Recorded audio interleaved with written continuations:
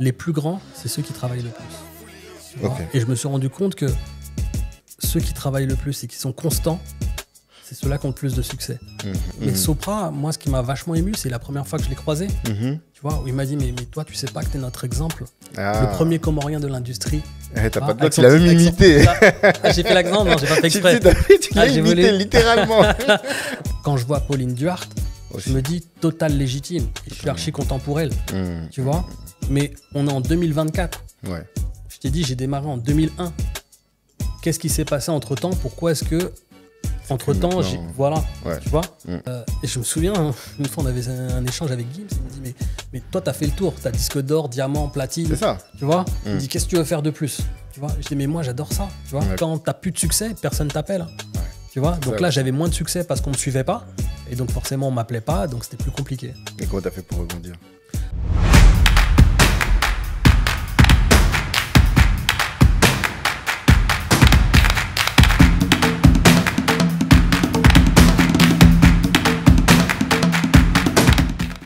Monsieur Nizar Bakar, bonjour. Monsieur Tanguy, bonjour. Ça va? Ça va très bien, merci. Bon, très bien. Je suis content de te recevoir sur Kalimandjaro, le podcast des ambitieux, en direct du LFL Studio. Plaisir partagé. Content parce que, je t'ai dit la dernière fois quand on s'est vu au dîner, là, je t'ai dit que moi, je te connais depuis très longtemps. Au moins depuis 98, 99. Ah ouais. C'est cette époque-là, hein. Ah ouais. 98, 99, où, comme je te l'expliquais, mais là, je l'explique pour les auditeurs, ton cousin Mousta, avec qui, c'est ça que je t'avais dit. Exact, avec, exact. Qui était mon pote du lycée, quoi, tu vois. On traînait ensemble, on faisait du basket et tout. Et à chaque fois, il nous parlait de son cousin qui bossait chez Warner. Mais il en parlait tellement, et t'avais l'air de faire des trucs tellement fous qu'on se disait, mais non, c'est un mytho. Et dans notre groupe de potes... Oui. Pardon, 98, j'y étais pas encore. Hein. T'étais pas encore chez Warner? Non, je suis arrivé en stage fin 99, ouais. Ok, ouais, d'accord. C'est ça. Ok. Bon, moi, j'ai déménagé, je suis arrivé dans la ville là où je suis né en 98. Ouais. C'est pour ça que c'est ce repère-là. Mais voilà, tu vois, c'est cette période-là, début des années 2000. T'es pas loin. T'es pas loin. Et il nous disait ça et on se disait, mais c'est un mytho. C'est pas possible, c'est un mytho, c'est un mytho, c'est un mytho. Jusque en 2020, tu vois, quand je tombe sur le podcast de Entourage, je vois Nizar Bakar. Et puis j'écoute le podcast, je dis putain, il a le même nom, il a la même histoire. Je me dis, mais non, ça doit être son cousin. Et donc je lui envoie, il me dit, mais oui, c'est lui, je vous dis, depuis qu'on est petit, je vous dis ça. Donc 20 ans après, on a rétabli la vérité. Et j'envoyais à tous les potes, je dis, non, Mousta a dit la vérité. Il a vraiment une légende parmi ses cousins. Mousta. Je t'assure. Mais donc...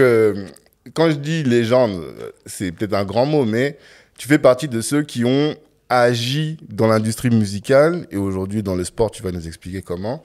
Et quand j'ai réécouté tes podcasts là, en préparant celui-ci, j'ai encore plus, avec le recul, compris que tu avais une ambition. Et nous, le Kalimandjaro, donc c'est la montagne qu'on veut tous gravir. Et j'aimerais comprendre déjà dans un premier temps, quel est, toi, ce point culminant que tu souhaites atteindre? Quelle est ton ambition ultime? C'est drôle, cette question, parce que quand j'étais petit, moi, j'ai grandi en province. Ouais, au Mans. Et au Mans, exactement. Et donc, tu parlais de Mousta, mais on avait un autre cousin qui habitait le Chesnay avec ses parents, qui s'appelle Moustafid. Et mes parents, on allait souvent voir ses parents et le voir également. Et quand on prenait la route, sur l'autoroute, on voyait souvent des grands hangars. Tu sais, tu as des grands hangars quand tu es sur la route. Et quand moi, je voyais ces hangars, je me disais, je sais pas ce qu'il y a dedans, mais moi, j'aimerais être le boss d'un truc comme ça. D'un grand hangar? D'un grand hangar. Je ne savais même pas ce que c'était que ces entreprises. J'étais môme. Tu vois, je regardais, j'étais là, mais moi, plus tard, je voudrais être patron d'un truc comme ça. Je veux être le boss. Okay. Je savais même pas ce que c'était, ce qu'il y avait dedans. Tu vois, aujourd'hui, ou dans le business, j'ai appris plus tard qu'on appelait ça de la projection. Tu vois, où on se dit que on vise un objectif.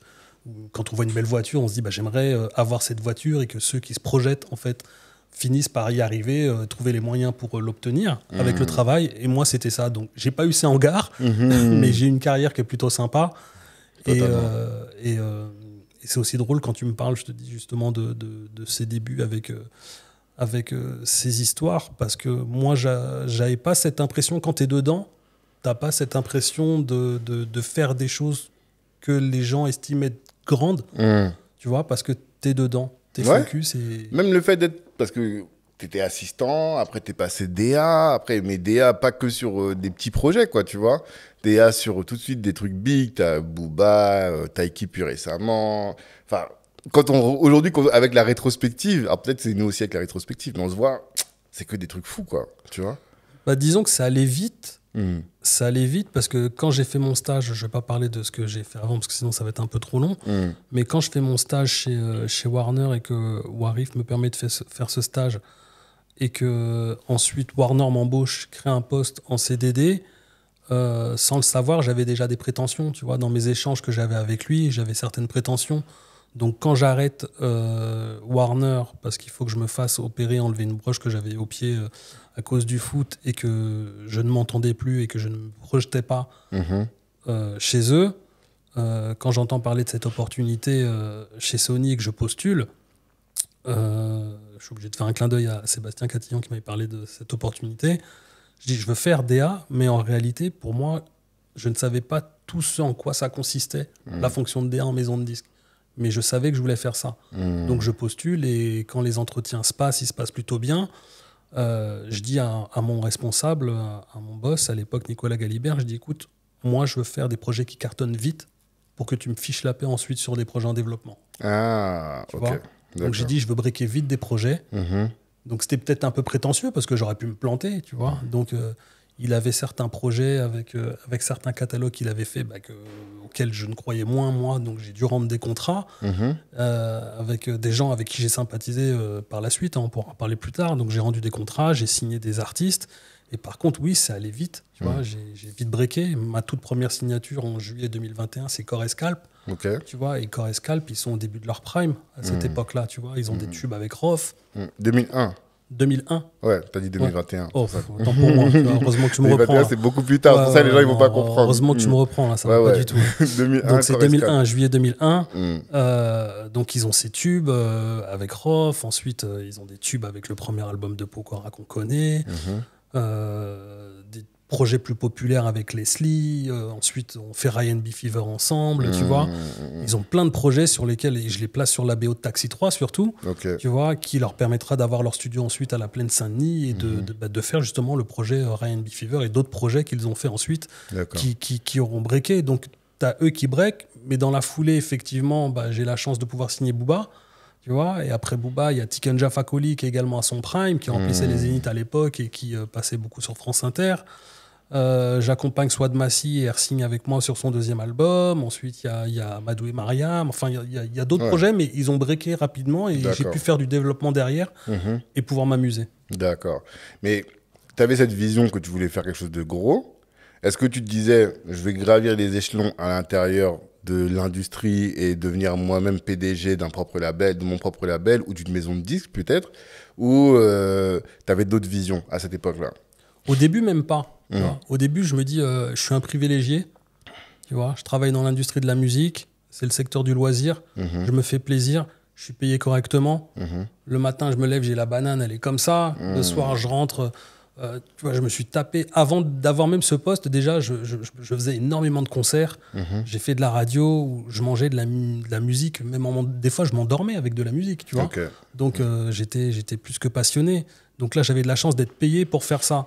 Donc, au début, je me dis, je le prends même pas comme un boulot, quoi. Tu vois. Donc, quand tu es passionné, tu comptes pas, tu le prends pas comme un boulot. Donc, tu kiffes. Et plus ça va, plus tu te dis, tu peux prétendre à plus parce que tu vois tes collègues pouvoir prétendre à plus. Tu vois. Donc, à un moment donné, je me rends compte, par exemple, que moi, j'avais 6 titres sur 10 dans le top earning de la boîte. Et donc, quand ça arrive et que tu te rends compte que tu as le tiers de la prime ou du salaire d'un autre collègue qui a moins que toi, là, tu te dis, c'est pas très juste. Tu vois. Et là, tu commences à raisonner un peu business. C'est plus que plaisir. Oui, c'est plaisir, mais c'est une compétition un petit peu quelque part. Donc, je me dis, c'est plus légitime quand même que je puisse prétendre à ça.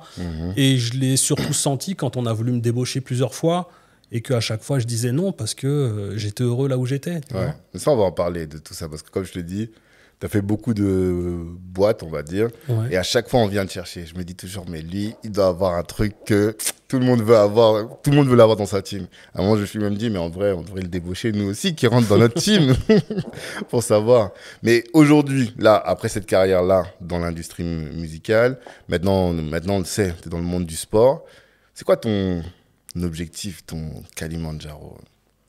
Mon objectif, c'est aujourd'hui, j'ai un raisonnement plus business. Ouais. Je me fais plaisir avec le football grâce à mes associés et surtout nos athlètes qu'on accompagne. Mais je veux avoir ce que je n'ai pas pu avoir dans la musique parce que je me suis rendu compte que au départ, déjà, j'étais le premier Renoir, je pense, à avoir un poste à responsabilité comme celui que j'ai eu. Et à pouvoir faire ce que j'ai pu faire, mais je me posais pas la question de me dire je suis le premier Renoir à l'époque à pouvoir faire ça. Mais je me suis rendu compte qu'en fait, on me donnerait pas plus que ce que je pourrais avoir. Tu vois, sujet que j'ai eu dans un label, une major avec laquelle j'ai discuté quand justement j'allais être encore débauché par une autre major. Je dis mais au patron de la major, je lui dis mais moi aujourd'hui, je pense qu'avec mon cursus, je peux prétendre à diriger un label. Ouais. Tu vois. Je lui dis mais toi, tu as un label demain, est-ce que tu me le donnes? Ça bégaye, tu vois. Et ça me dit pourquoi pas, mais c'était juste parce qu'il voulait me garder. Ouais. Tu vois. Mais quand j'ai senti qu'en fait, ils s'en foutaient, je suis parti. Donc aujourd'hui, dans le sport, c'est mon label quelque part. Ah. Tu vois, okay, avec mes associés, c'est mon Ta label. propre boîte, en fait. C'est ma propre boîte. Ouais, c'est ça. Tu vois, c'est notre propre boîte parce que je ne suis pas seul dedans.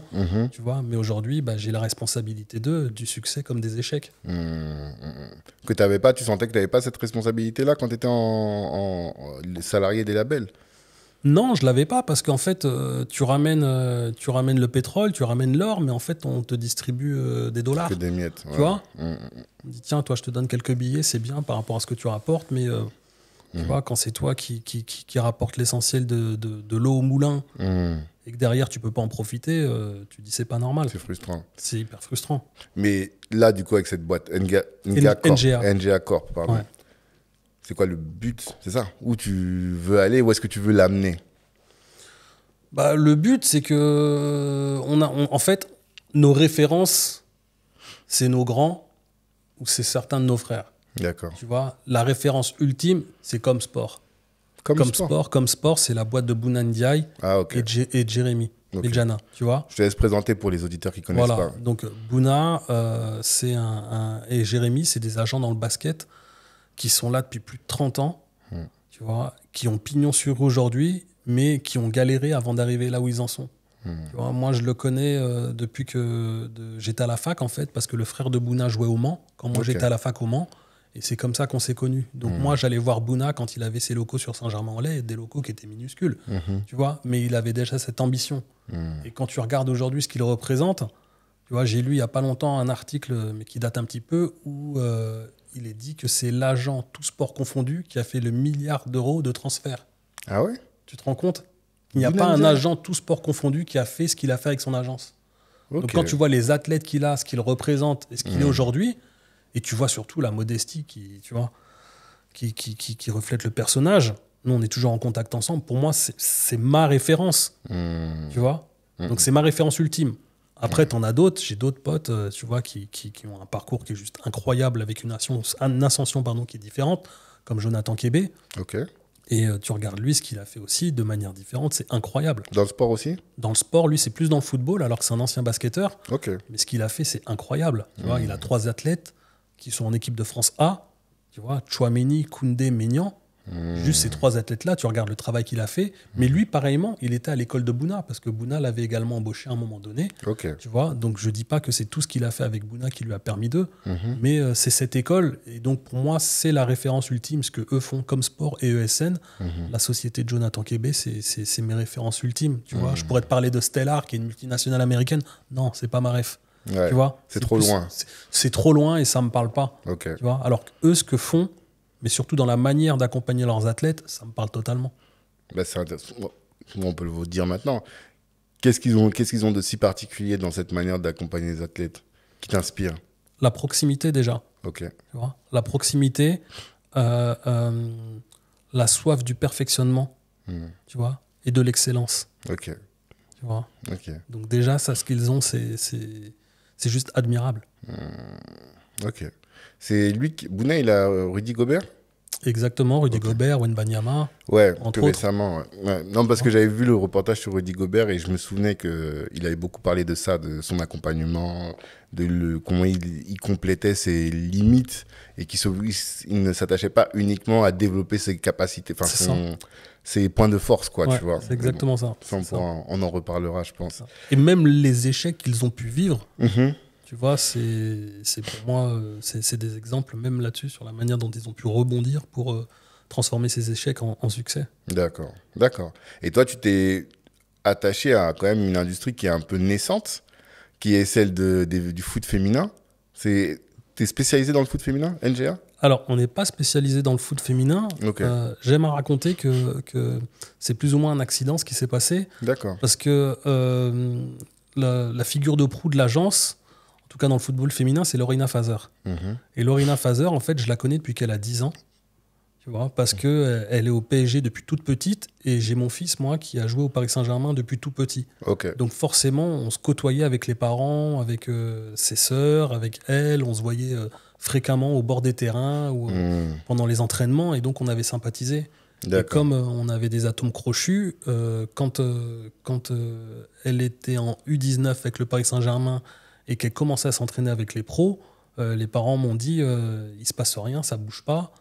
Est-ce que tu pourrais prendre la température pour voir si on peut aller plus loin ou pas? Donc c'est comme ça que ça s'est fait et ensuite les choses sont faites de manière naturelle et ensuite on a accompagné également sa sœur Juliana, on a accompagné à un moment également Chloé Ngazi avec qui on a arrêté depuis et depuis un peu plus d'1 an maintenant on accompagne la jeune Fanny Rossi qui est également en équipe de France de jeunes et qui est en passe de signer son premier contrat professionnel. Et depuis plus récemment, une jeune pépite aussi, 2008, qui est franco-marocaine, qui joue pour le Maroc, qui s'appelle Lina Mokhtar Jamaï. Ok. Et là, tu te mets un peu en pionnier? Parce que est-ce qu'il y a beaucoup d'agences qui ont choisi de mettre leur focus, même si j'ai bien compris que c'est pas votre activité unique, mais vous êtes quand même, tu communiques beaucoup là-dessus, plus sur les filles, je trouve, que sur le reste de ton activité. Est-ce que c'est pas un risque de faire ça, ou tu te dis voilà, je préfère être dans un terrain qui est vierge plutôt que dans un terrain qui est déjà un peu saturé, quoi? Disons que c'est vrai que c'est moins saturé que chez les garçons. Après, il y a des agences qui travaillent déjà très bien également avec les filles. D'accord. Maintenant, il faut savoir que nous, non, on n'a pas vocation d'avoir que des filles et je pense qu'on est une majorité de garçons, mais pour le moment, ceux qui ont le plus grand succès et la plus grande visibilité, c'est les filles. Ok, d'accord. Donc c'est pour ça, mais sinon...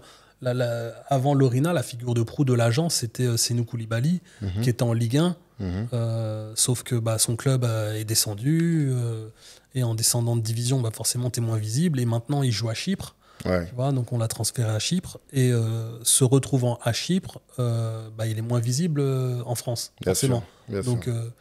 Comme il se passe plus de choses et que Lorena est plus visible ici, les gens ont plus l'impression qu'on est plus focus sur le football féminin, alors qu'à côté de ça, on a un jeune à Amiens, on a un jeune au Paris FC, on a un jeune à Laval, on a un jeune à Orléans, on a un jeune au Red Star. Okay. Tu vois, donc on a des jeunes, on a un autre jeune également dans le sud à Marignane, en 19 NAS. Donc on a des jeunes qui jouent à des niveaux qui ne sont pas internationaux comme Lorena ou Fanny, tu vois, mais ils ont le mérite d'exister et ils ont un très fort potentiel. D'accord. Comme cela, c'est ton activité du moment et que nous, on a un parcours plus chronologique, on va revenir un peu sur tes débuts, sur la musique d'abord, parce que je pense que notre audience ne sait pas, j'en suis sûr, à quel point tu as fait des grandes choses dans la musique.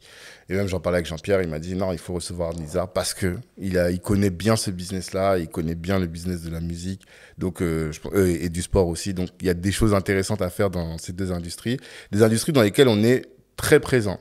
Et quand je dis on, je parle de la communauté afro, mais très présent en général en tant qu'acteur, je veux dire derrière le micro, mais dans la partie business, finalement, pas tant que ça. Et tu l'as dit toi-même, tu étais un des rares noirs à ce niveau-là.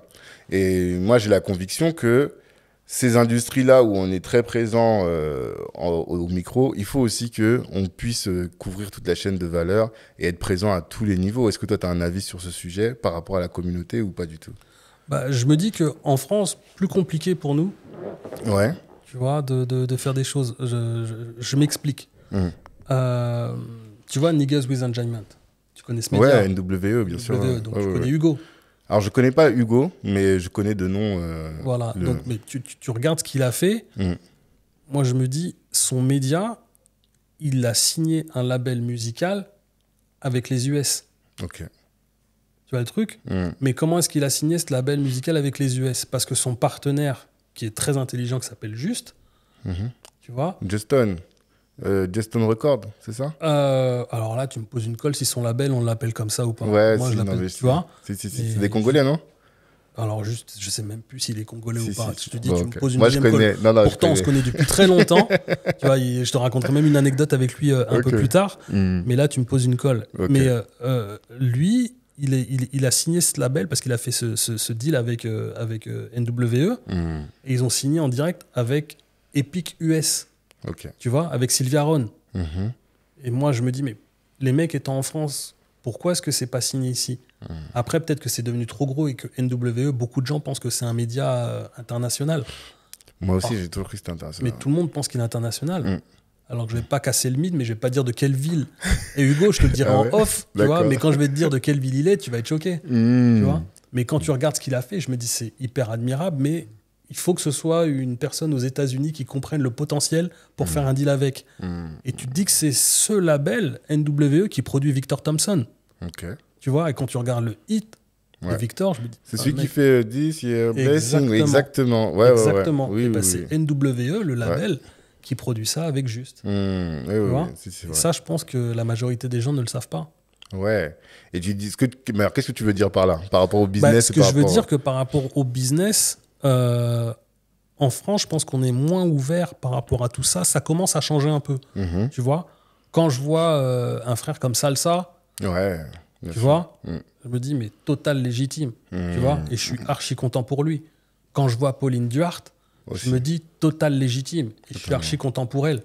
Tu vois, mais on est en 2024. Je t'ai dit, j'ai démarré en 2001. Qu'est-ce qui s'est passé entre-temps? Pourquoi est-ce que entre-temps, voilà, tu vois. Donc, je suis super content pour eux, mais d'autres personnes auraient peut-être pu, à d'autres moments également, pouvoir faire ce qu'eux font là. Tu vois. Mais est-ce que, justement, c'est parce que nous-mêmes, on se limite, on ne cherche pas à aller? Est-ce que nous-mêmes, on n'est pas assez dans la recherche de l'excellence qui fait qu'on n'explose pas le plafond de verre? Est-ce que, ce que je te disais, on se pose des limites? Est-ce que nous-mêmes, on ne développe pas des business? Tu vois, Sals, là où il est aujourd'hui, c'est parce qu'il a fait tout le travail avec Gene Record. Exactement. Pour qu'aujourd'hui, il puisse être dans ces dimensions-là. Et même, on voit ce que Dawala a fait, avec qui tu as bossé aussi par ailleurs. Est-ce que le secret, c'est pas de développer nos business, nous, pour ensuite...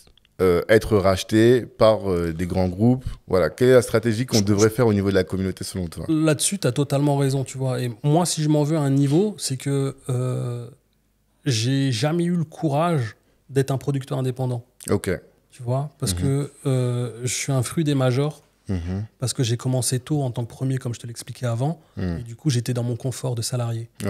Donc, étant dans ce confort de salarié, je me sentais peut-être pas forcément avoir la fibre entrepreneuriale, tu vois. Et je pense que si j'avais eu un investisseur puissant qui m'aurait dit « Viens, on fait ça, ensemble, et on y va », peut-être que j'y serais allé. Tu vois. Et si je l'avais fait, je pense que j'aurais pu être plus puissant ensuite, tu vois, et être autonome comme je peux l'être aujourd'hui dans le sport. Personne ne te l'a proposé? Parce qu'on dirait que tout le monde voulait de toi pour bosser avec toi en tant que salarié, mais vu que tu es au contact de tout ce game-là, tous ces entrepreneurs, enfin, même des entrepreneurs, des investisseurs, des artistes. Voilà. Non, en fait, on me le proposait de manière déguisée. Tu vois, c'était, par exemple, un label me dit on n'a pas d'urbain chez nous, on est identifié spécial marketing, on a besoin d'être légitime, tu nous rejoins, on te donne les moyens.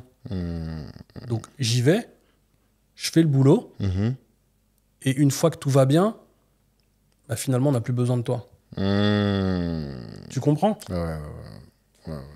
Donc, toi, en fait, ta spécialité, parce que je t'avais dit que j'allais te poser la question, mais en fait, ta spécialité, c'est que tu as une connaissance pointue de l'urbain, de ce qui marche dans cette communauté-là, oui, dans cette cible-là marketing.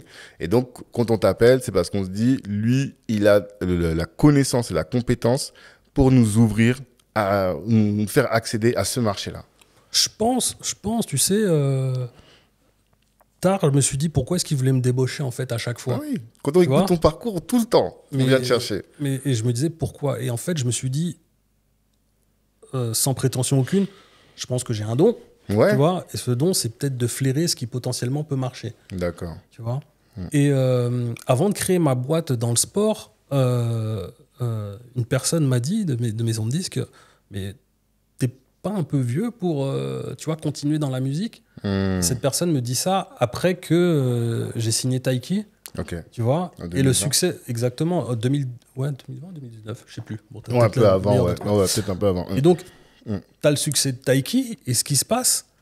Et quand elle me dit ça, tu sais, moi je pense à Clive Davis au moment où il a signé Alicia Keys. Le mec était bien plus vieux que moi, quoi. Tu vois. Donc je me dis, bon, c'est pas grave, pense que tu as envie de penser. Tu sais, quand tu aimes la musique et que tu veux te projeter, tu vois, il n'y a pas d'âge pour ça. C'est ça. Donc, je pensais à ça, et encore plus récemment là, je vois, ils viennent de faire la com sur Nouvelle École, tu vois, et quand je regarde le casting, il y a un artiste que j'ai signé il y a 2-3 ans dans un label indépendant, tu vois, et je me dis, tiens, lui, il est là, qu'est-ce qui va se passer? Alors, imagine si cet artiste, en plus, il gagne. Ouais, c'est-à-dire qu'il a vraiment le flair.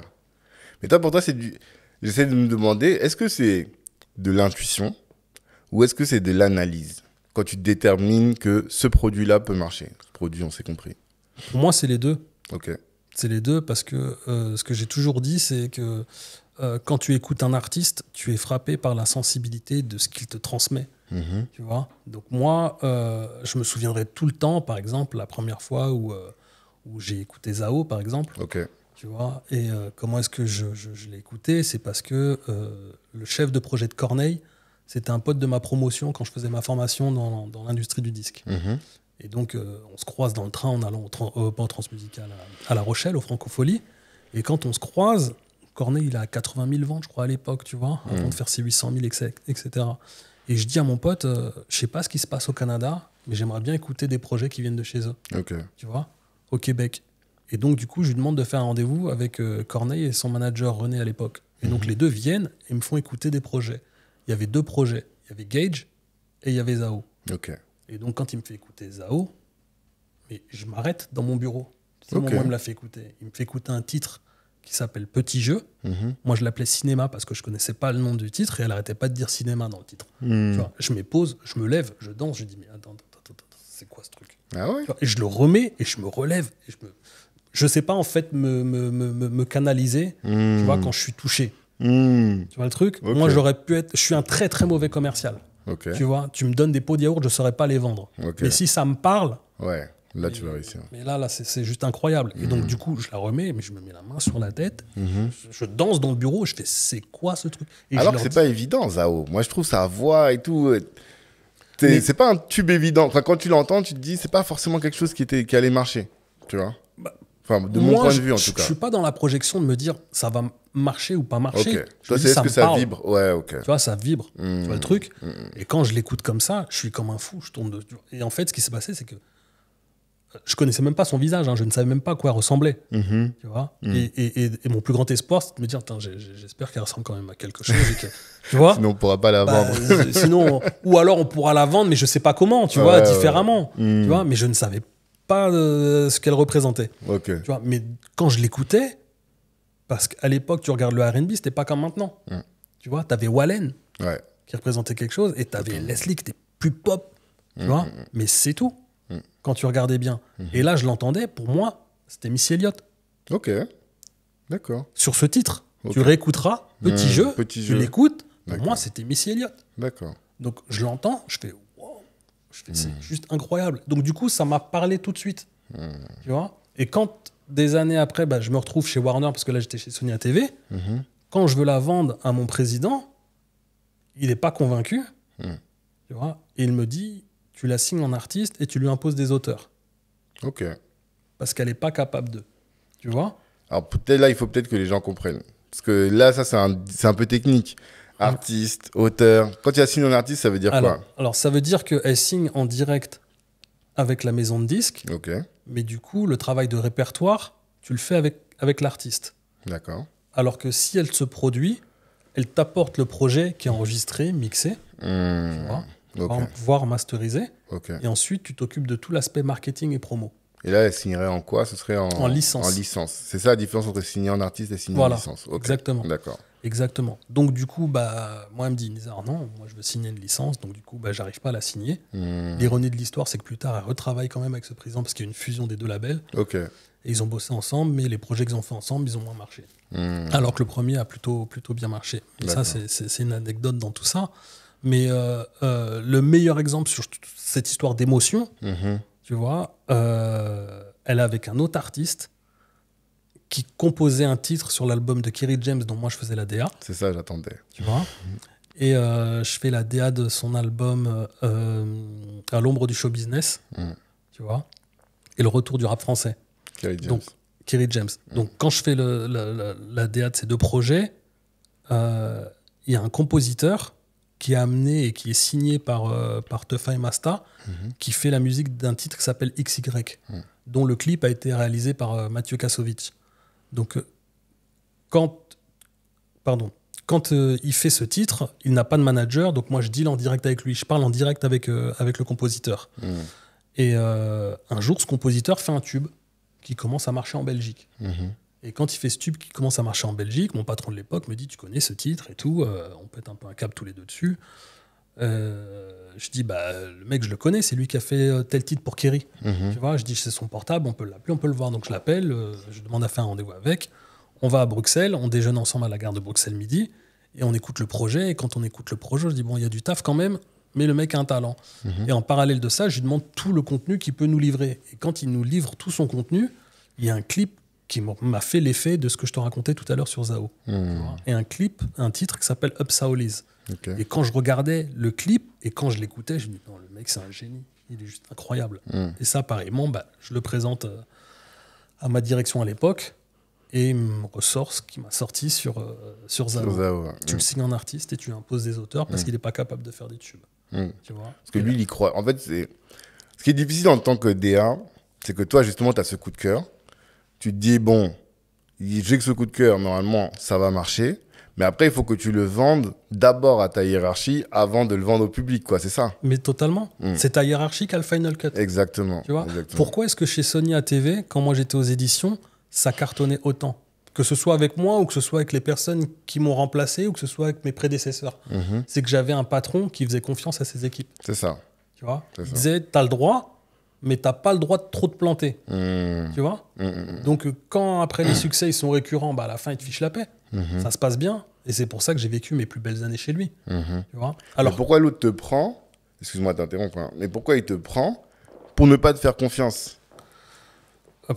Pour moi, il y a eu deux choses. C'est que au début, j'étais sur un label de Warner, avec un premier patron qui, lui, je pense, aurait dû me faire plus confiance. Tu vois, de se dire, c'est mon DA, je lui fais confiance. Ouais. Mais parfois, les patrons, ils veulent être DA eux-mêmes. Tu vois. Donc, compliqué, tu vois. Avec ce patron-là, par exemple, quand moi j'arrive justement sur ce label chez Warner, je contacte ma pote Anne Cibron, tu vois, que j'avais connecté avec Booba à l'époque, et je dis, Anne, moi je cherche des projets, est-ce que tu en as? Tu vois, parce que quand tu arrives quelque part, tu sondes tout ton répertoire, tu vois, parce que tu as besoin de projets, tu as besoin de 109, tu as besoin de prouver tout de suite. Moi, comme je bossais beaucoup et j'avais envie d'eux, je cherchais. Donc je fais tout mon répertoire avec les gens que je connaissais, qui étaient en capacité de m'amener des choses intéressantes. Et donc elle me dit, écoute, tu devrais voir Scred, il a un projet avec un jeune rappeur, il va te le faire écouter. Et je dis, ok. Scred vient me voir, et quand il vient, il me fait écouter un rappeur, et fait de, tu vois, encore l'histoire qui se répète. Sauf que là, pire que ça, je pète tellement un câble que je vais voir tout de suite mon N+1. Et quand je vais le voir, je dis, écoute, j'ai le nouvel Eminem. Tu vois, chaque fois, j'ai mes petits parallèles. Avant, je te disais Missy Elliott, et là, je te dis, j'ai mon Eminem. Tu vois. Et je lui mets... pas compris le projet, malheureusement. Tu vois, et comme il n'a pas compris le projet, j'étais obligé de dire je peux pas me positionner. Donc voilà, c'était triste. Et l'artiste en question, c'était Orelsan. Orelsan, qui a signé ailleurs et qui fait une très belle carrière. Voilà. Et donc, ce que j'entends, c'est que dans ta direction artistique, tu as un coup de cœur, certes, mais tu essaies de le raccrocher à quelque chose qui a marché aux States. Bah, en fait, pas systématiquement. Pas forcément. Okay. Pas forcément. Moi, je te dis, quand je l'écoute, il faut que ça me parle. Mais tu n'as pas peur de te dire, oui, ce qui me parle ne va pas forcément parler au plus grand nombre. Parce qu'on pourrait imaginer ça. J'ai peut-être des goûts atypiques qui font que... Ouais, mais en même temps, tu sais, c'est des sujets que j'ai souvent avec mon fils, qui lui est très rap français. Ma fille, pour le coup, elle est plus rap US, tu vois, R&B US et compagnie. Et souvent, mon fils, il aime des trucs que je déteste. D'accord. Tu vois Et moi, je lui dis, mais toi, t'aurais pas pu travailler dans l'industrie de la musique. Il me dit, pourquoi tu me dis ça tu vois Je dis, parce que toi, t'as des goûts bizarres parfois.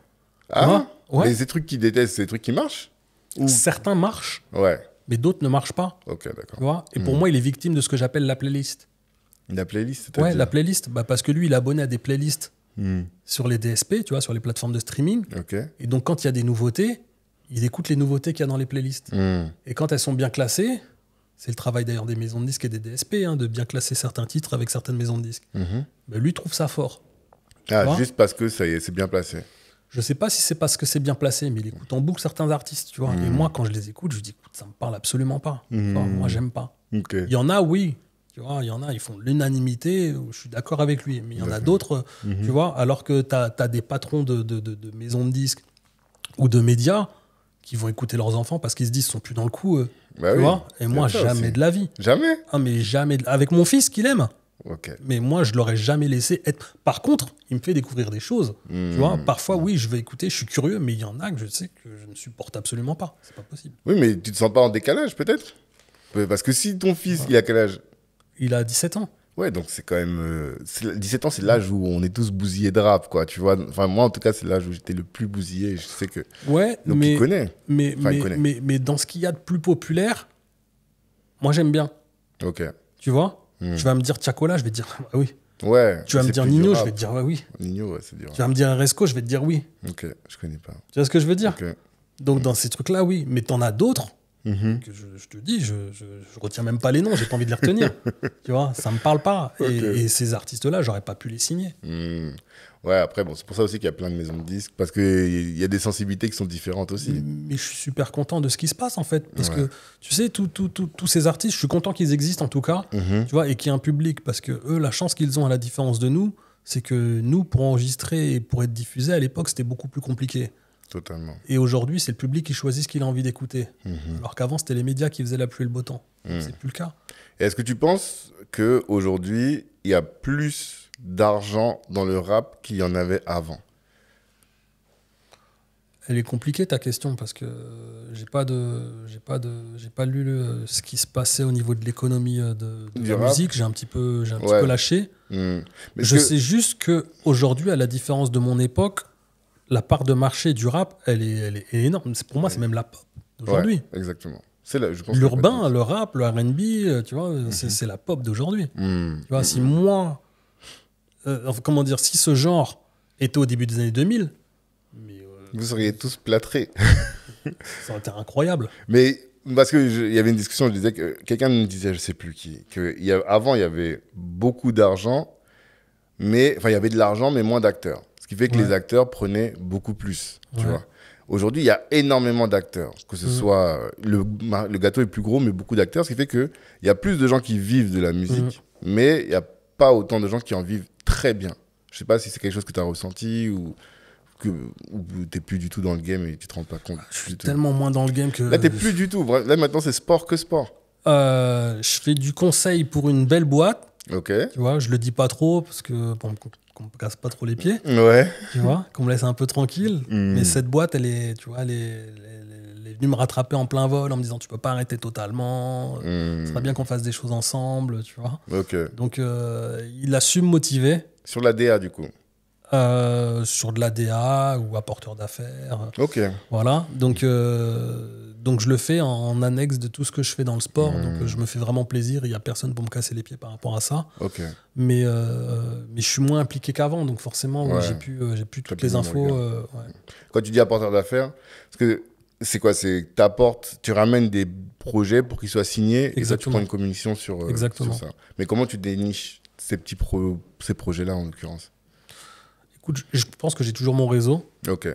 Tu vois, quand tu as été quand même pendant plus de 20 ans dans l'industrie de la musique, si t'es pas bête, tu te fais un petit réseau. D'accord. Et que les gens viennent toujours te proposer des choses. Tu vois, c'est comme dans le sport, hein, on propose tous les jours. Aujourd'hui, comme les gens pensent qu'on n'est que sur les féminines, tous les jours, j'ai des demandes de joueuses, jeunes joueuses, tu vois, qu'ils estiment être la future pépite, etc. Mais et nous, on ne peut pas toutes les absorber et bien les travailler. Donc, on refuse. Dans la musique, aujourd'hui, les gens continuent de m'appeler, de me contacter en pensant que. Donc, les trois quarts, je leur dis, malheureusement, je ne peux rien faire pour. Mais parfois, des concours de circonstances font que tu tombes sur un projet sur lequel tu peux avoir un coup de cœur et voilà. Et tu peux quand même pousser. Donc, ça veut dire que si on a un projet, on peut te le pousser. On peut tester, en tout cas. Voilà, c'est ça. Ok. Juste parce que je pense que tout le monde ne comprend pas tout ce qu'on a évoqué. Tout à l'heure, on a distingué licence et artiste. Il y a des mots peut-être que j'aimerais bien qu'on définisse. Le rôle du directeur artistique et label, major, maison de disques. Déjà, directeur artistique, quel est son rôle dans cet écosystème-là? Alors, le directeur artistique, c'est lui qui fait le travail de sourcing. D'accord. Donc, sourcer, ça veut dire aller chercher, en tout cas, pour moi, la matière première. D'accord.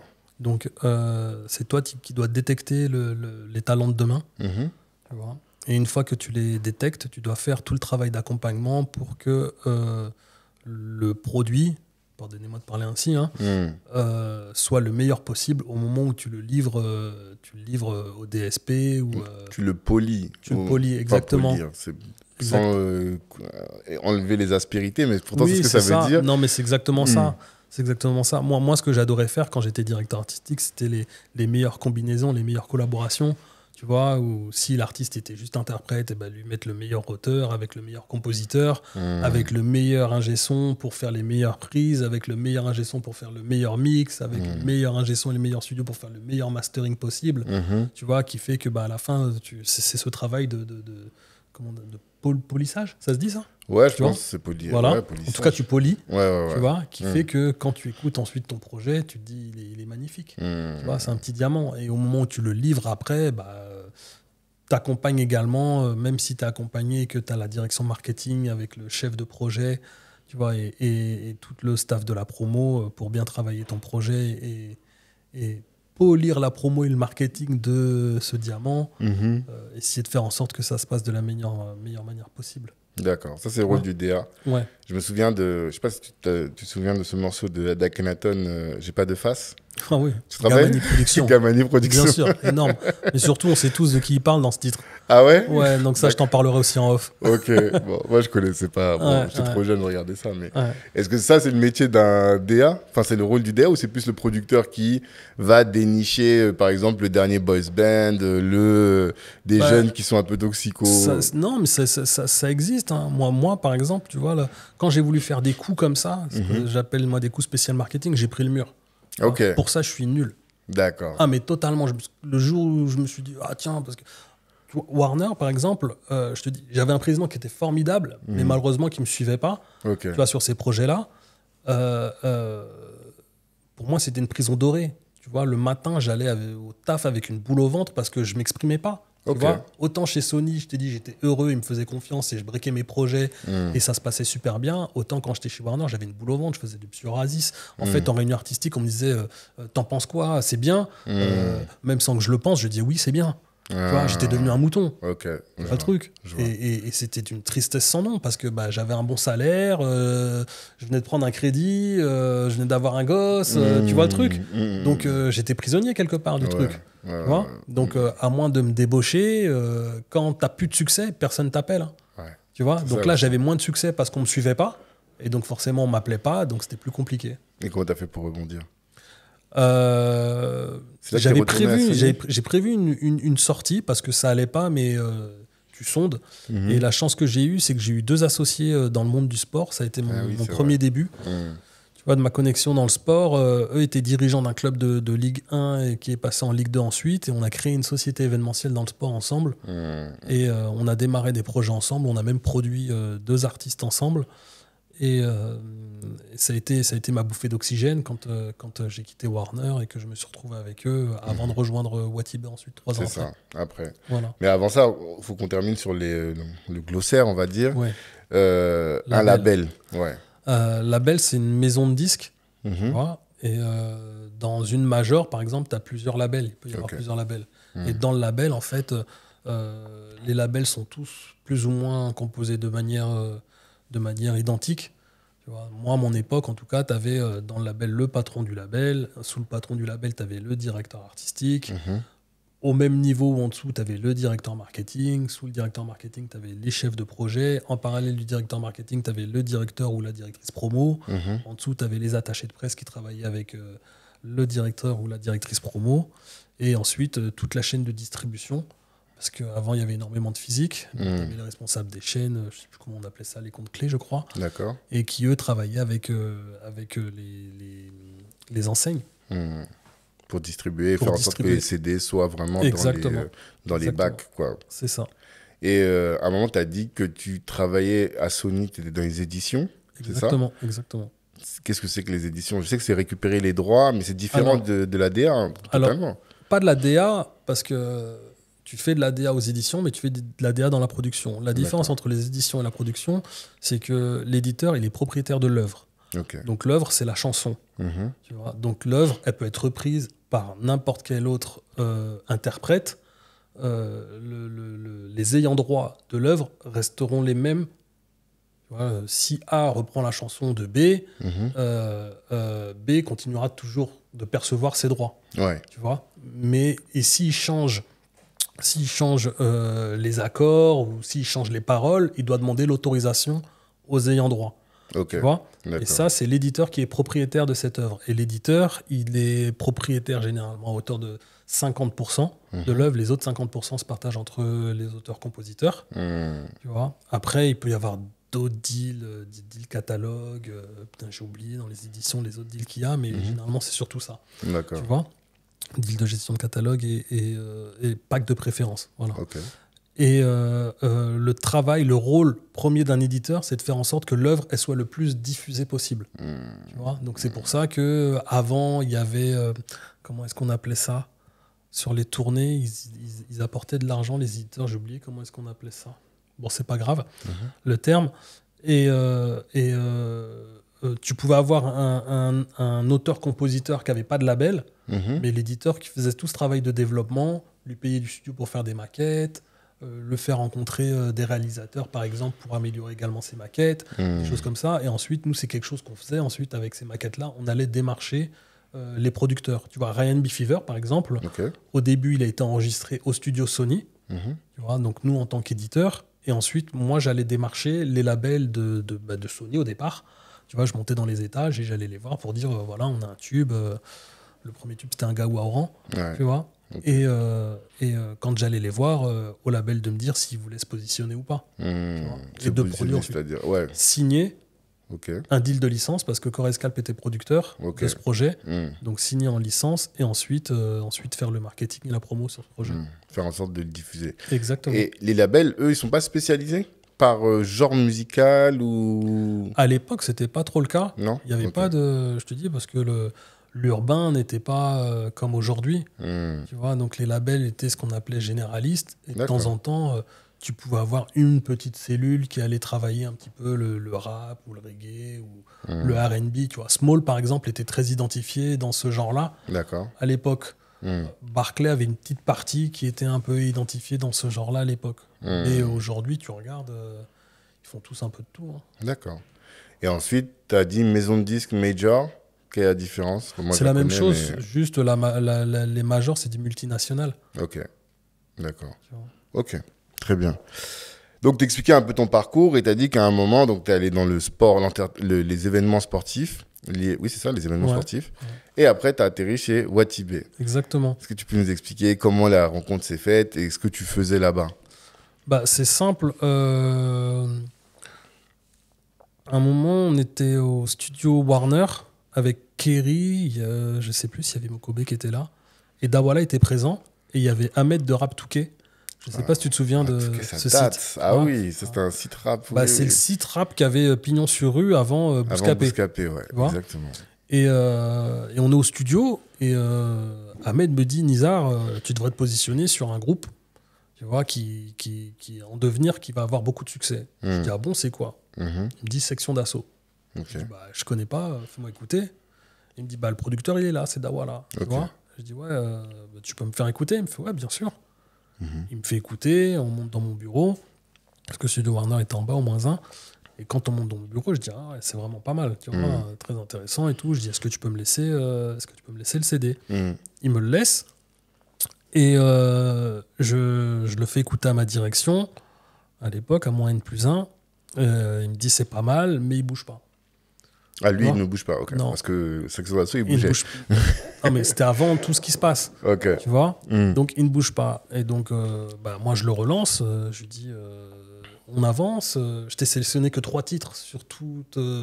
c'était une mixtape, je crois, tu vois. Sur toute la mixtape, je t'ai sélectionné 3 titres. Fais-les écouter au Big Boss. Et comme ça, on voit si on se positionne ou pas. Tu vois. Et pas de retour. Entre-temps, le projet sort. Et quand il sort, il fait top 5, je crois. Tu vois. Et là, forcément, tout le monde s'excite. Et là, il me dit, on en est où sur le projet? Tu vois. Je dis, bah, on en est que tu es au courant des résultats. Maintenant, la concurrence, c'est plus la même. Bah oui. Tu vois. Donc, nous, on fait une offre derrière. Et quand on fait une offre, bah, forcément, Sony fait une meilleure offre. Les mecs étaient nombreux. Tu vois. Dawala, il me dit, Nizar, t'as vu les mecs combien ils sont? Faut que je partage. Tout le monde puisse gratter, voilà. Enfin, puisse manger. Exactement. Donc là, ça a été le début de notre connexion avec Dawala. D'accord. On reste toujours en contact. Quand moi, je suis moins dans l'industrie de la musique, parce que je suis parti dans l'entertainment avec mes associés dans le sport, Dawala m'appelle et me dit, ce serait bien qu'on se voit. Tu vois, je dis, ok, vas-y, dis-moi. Et un jour, on se voit. Il me donne rendez-vous sur un match de foot à l'Espérance du 19e. Et quand on se voit là-bas, il me dit, écoute, j'aimerais bien te faire revenir dans l'industrie de la musique. Tu vois, là, j'ai le nouvel album de Gims que je dois préparer. J'ai le premier album de Lefa qui va sortir. J'ai besoin de quelqu'un. On peut se mettre d'accord. Il me dit, et puis en même temps, pour toi, ça te ferait du bien parce que le fait de reprendre dans la musique, ça te redonnera de la visibilité. Tu vois, et comme ça, il pourra se passer des choses pour toi aussi. Et donc, du coup, on s'est mis d'accord et c'est comme ça qu'on a démarré ensemble. Et là, tu t'es revenu encore pour la DA? Exactement. Pour la DA et un peu chapeauter le label. Tu vois, là, j'étais plus label manager de Watibé. Donc, c'était construit de manière un peu différente de la plupart des autres labels parce qu'en fait, y avait des managers chez Watibé et les managers étaient chefs de projet. Tu vois, de chacun de leurs artistes ou de différents artistes. Et donc, moi, je les chapeautais, je les aidais et on avançait ensemble.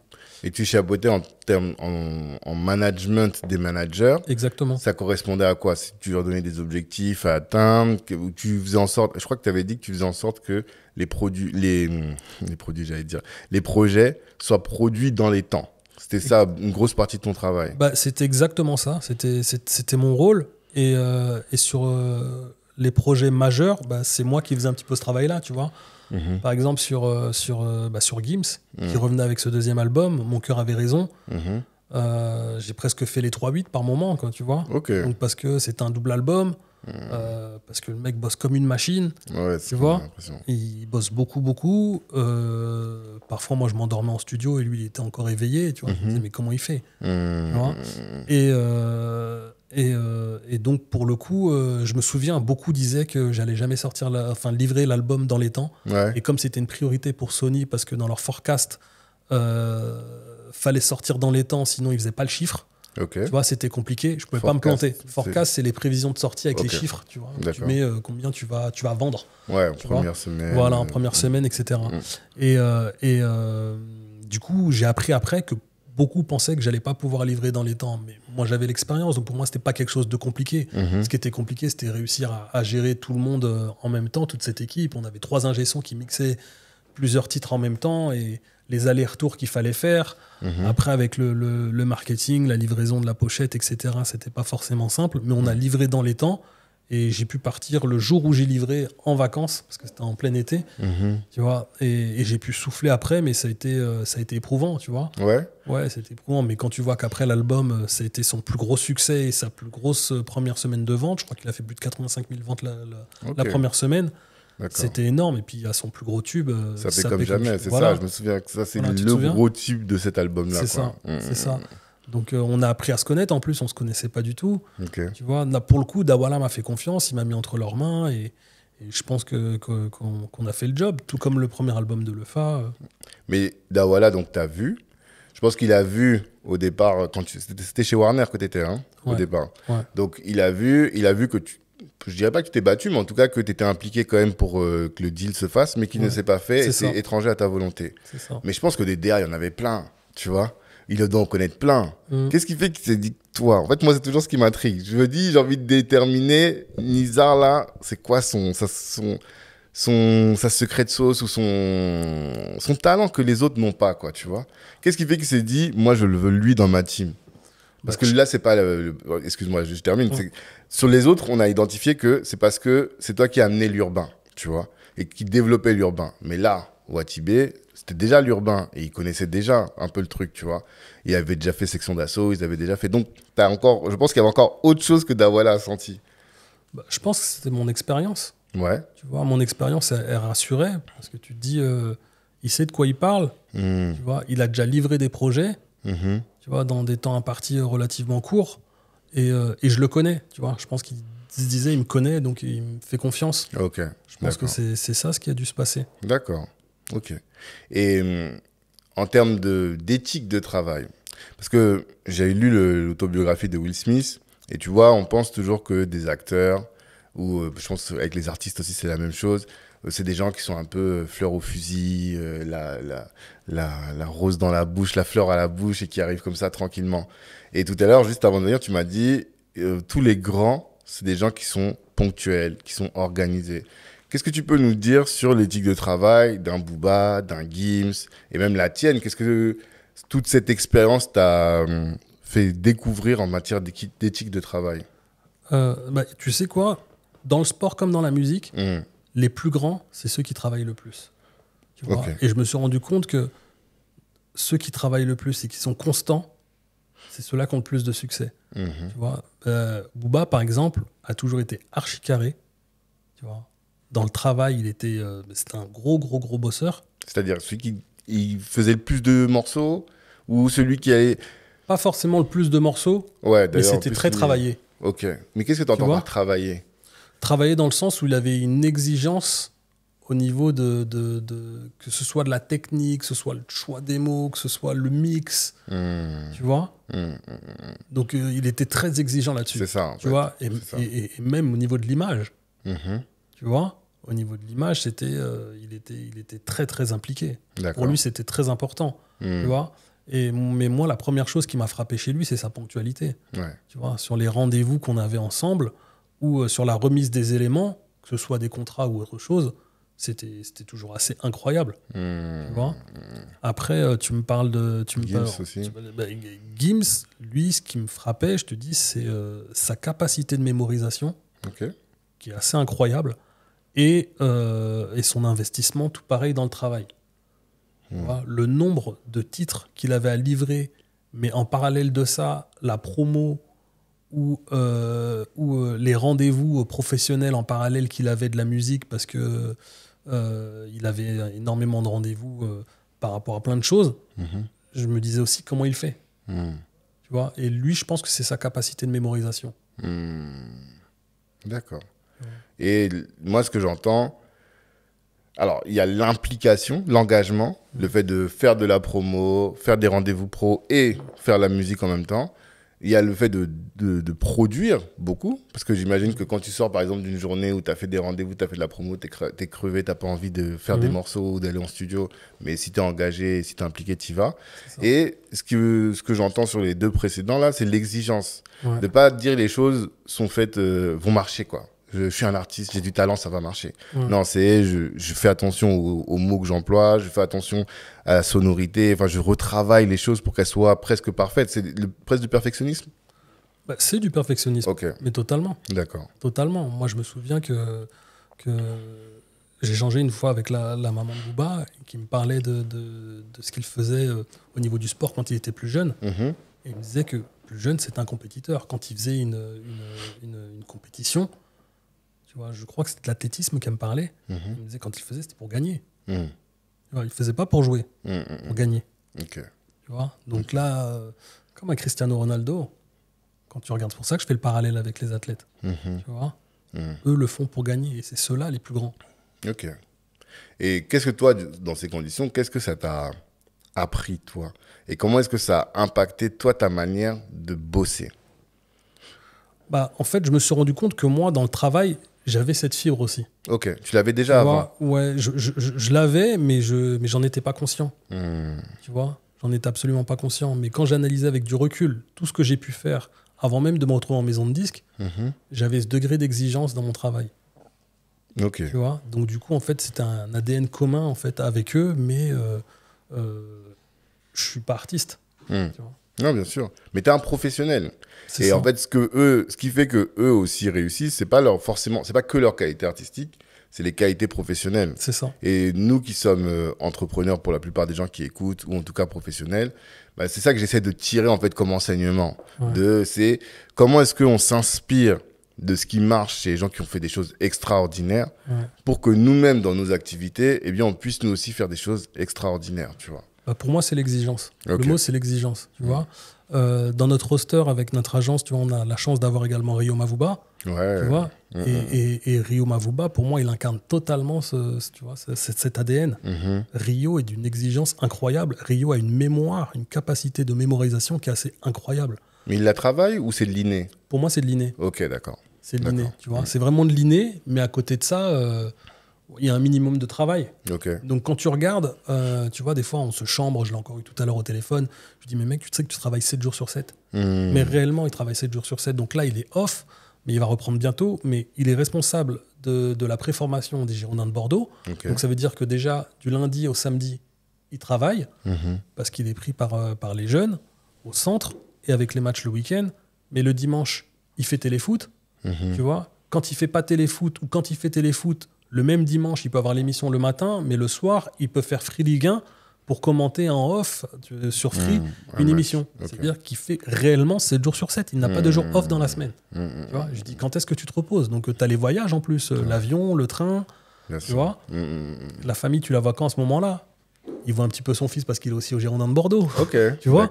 Mais en dehors de ça, c'est juste incroyable. Mais il a cette exigence. Il a besoin de... C'est des gens qui se nourrissent aussi du travail. Ils ont besoin de ça. Ils prennent du plaisir, ils ont du bonheur et ils se rendent compte aussi de la chance qu'ils ont d'évoluer dans un secteur qui leur apporte autant de plaisir. C'est ça, c'est ça. Et est-ce que toi, tu as un avis sur ce que moi j'appelle les entrepreneurs 35 heures, qui veulent réaliser de grandes choses, mais qui veulent pas avoir ce niveau-là d'intensité dans leur travail? C'est drôle parce que quand j'étais, je crois que c'était chez Warner, à un moment donné, on me disait que les Anglais disaient que ceux qui ne faisaient pas l'afterwork, tu vois, et qui restaient travailler au bureau tard, c'est parce qu'ils étaient désorganisés. Ouais, on disait toujours ça. Ils disaient beaucoup ça.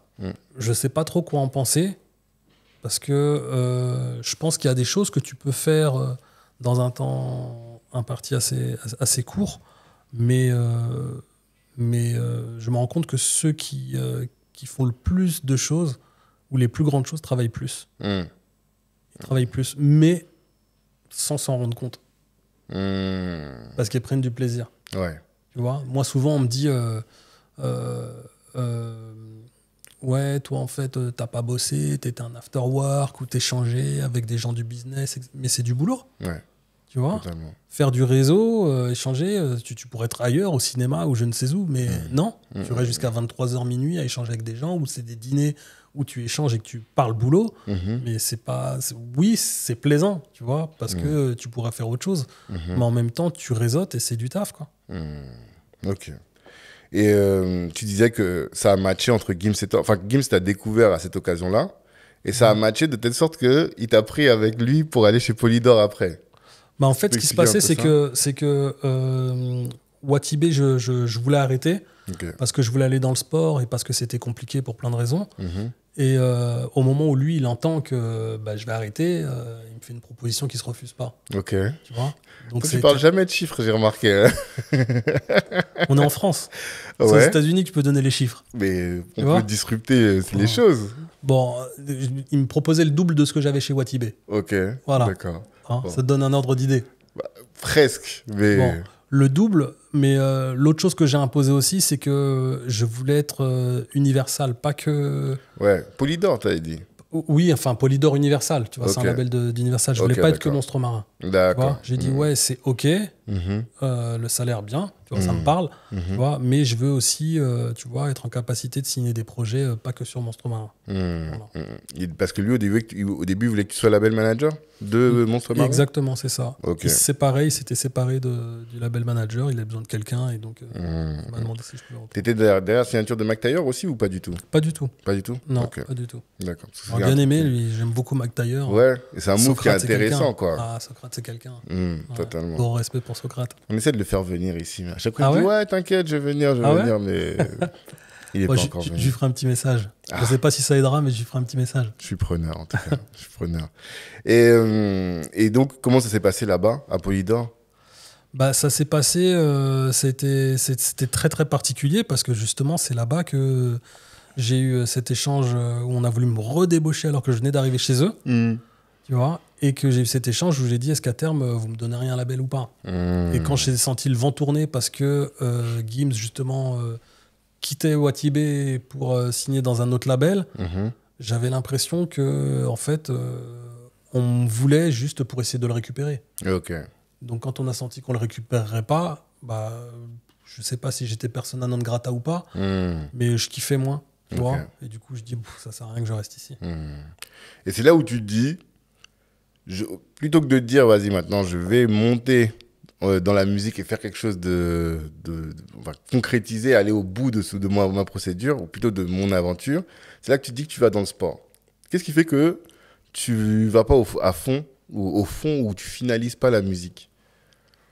Bah simplement déjà on m'a pas proposé ce fameux poste où c'était de manière déguisée, je te dis c'était une blague, tu vois. Et moi, le sport, en fait, je suis très proche du milieu du sport depuis très longtemps déjà. D'accord. Tu vois, notre relation avec Rio, elle démarre déjà en 2011. Donc ça date. Après, moi, j'ai un paquet de potes qui sont dans le sport et qui ont joué, et que j'allais voir jouer, même quand ils jouaient en France ou à l'étranger, tu vois. Des potes comme Louisa, comme Sylvain Distinct, que j'allais voir jouer aussi, Ousmane Dabo, tu vois, que je suis allé voir à la Lazio, que je suis allé voir à City. Donc, mais tu les voyais dans quel cadre? Juste parce que tu t'entendais bien? On était potes, tu vois. Ou même Mamad Sakho, tu vois, quand il avait 17 ans au PSG et tout, c'est là qu'on a sympathisé, parce que je l'avais invité à Urban Peace. D'accord. Donc au Stade de France, et on est resté potes depuis. Donc moi, forcément, j'étais amené à côtoyer un petit peu ce milieu. Mais ce qui m'a fait vraiment côtoyer ce milieu au quotidien, c'était mon fils. Tu vois, donc mon fils étant au Paris Saint-Germain depuis tout petit, depuis U7, 4 fois par semaine, j'étais au camp des loges. Et tu arrivais à gérer ton temps de pro et ça aussi?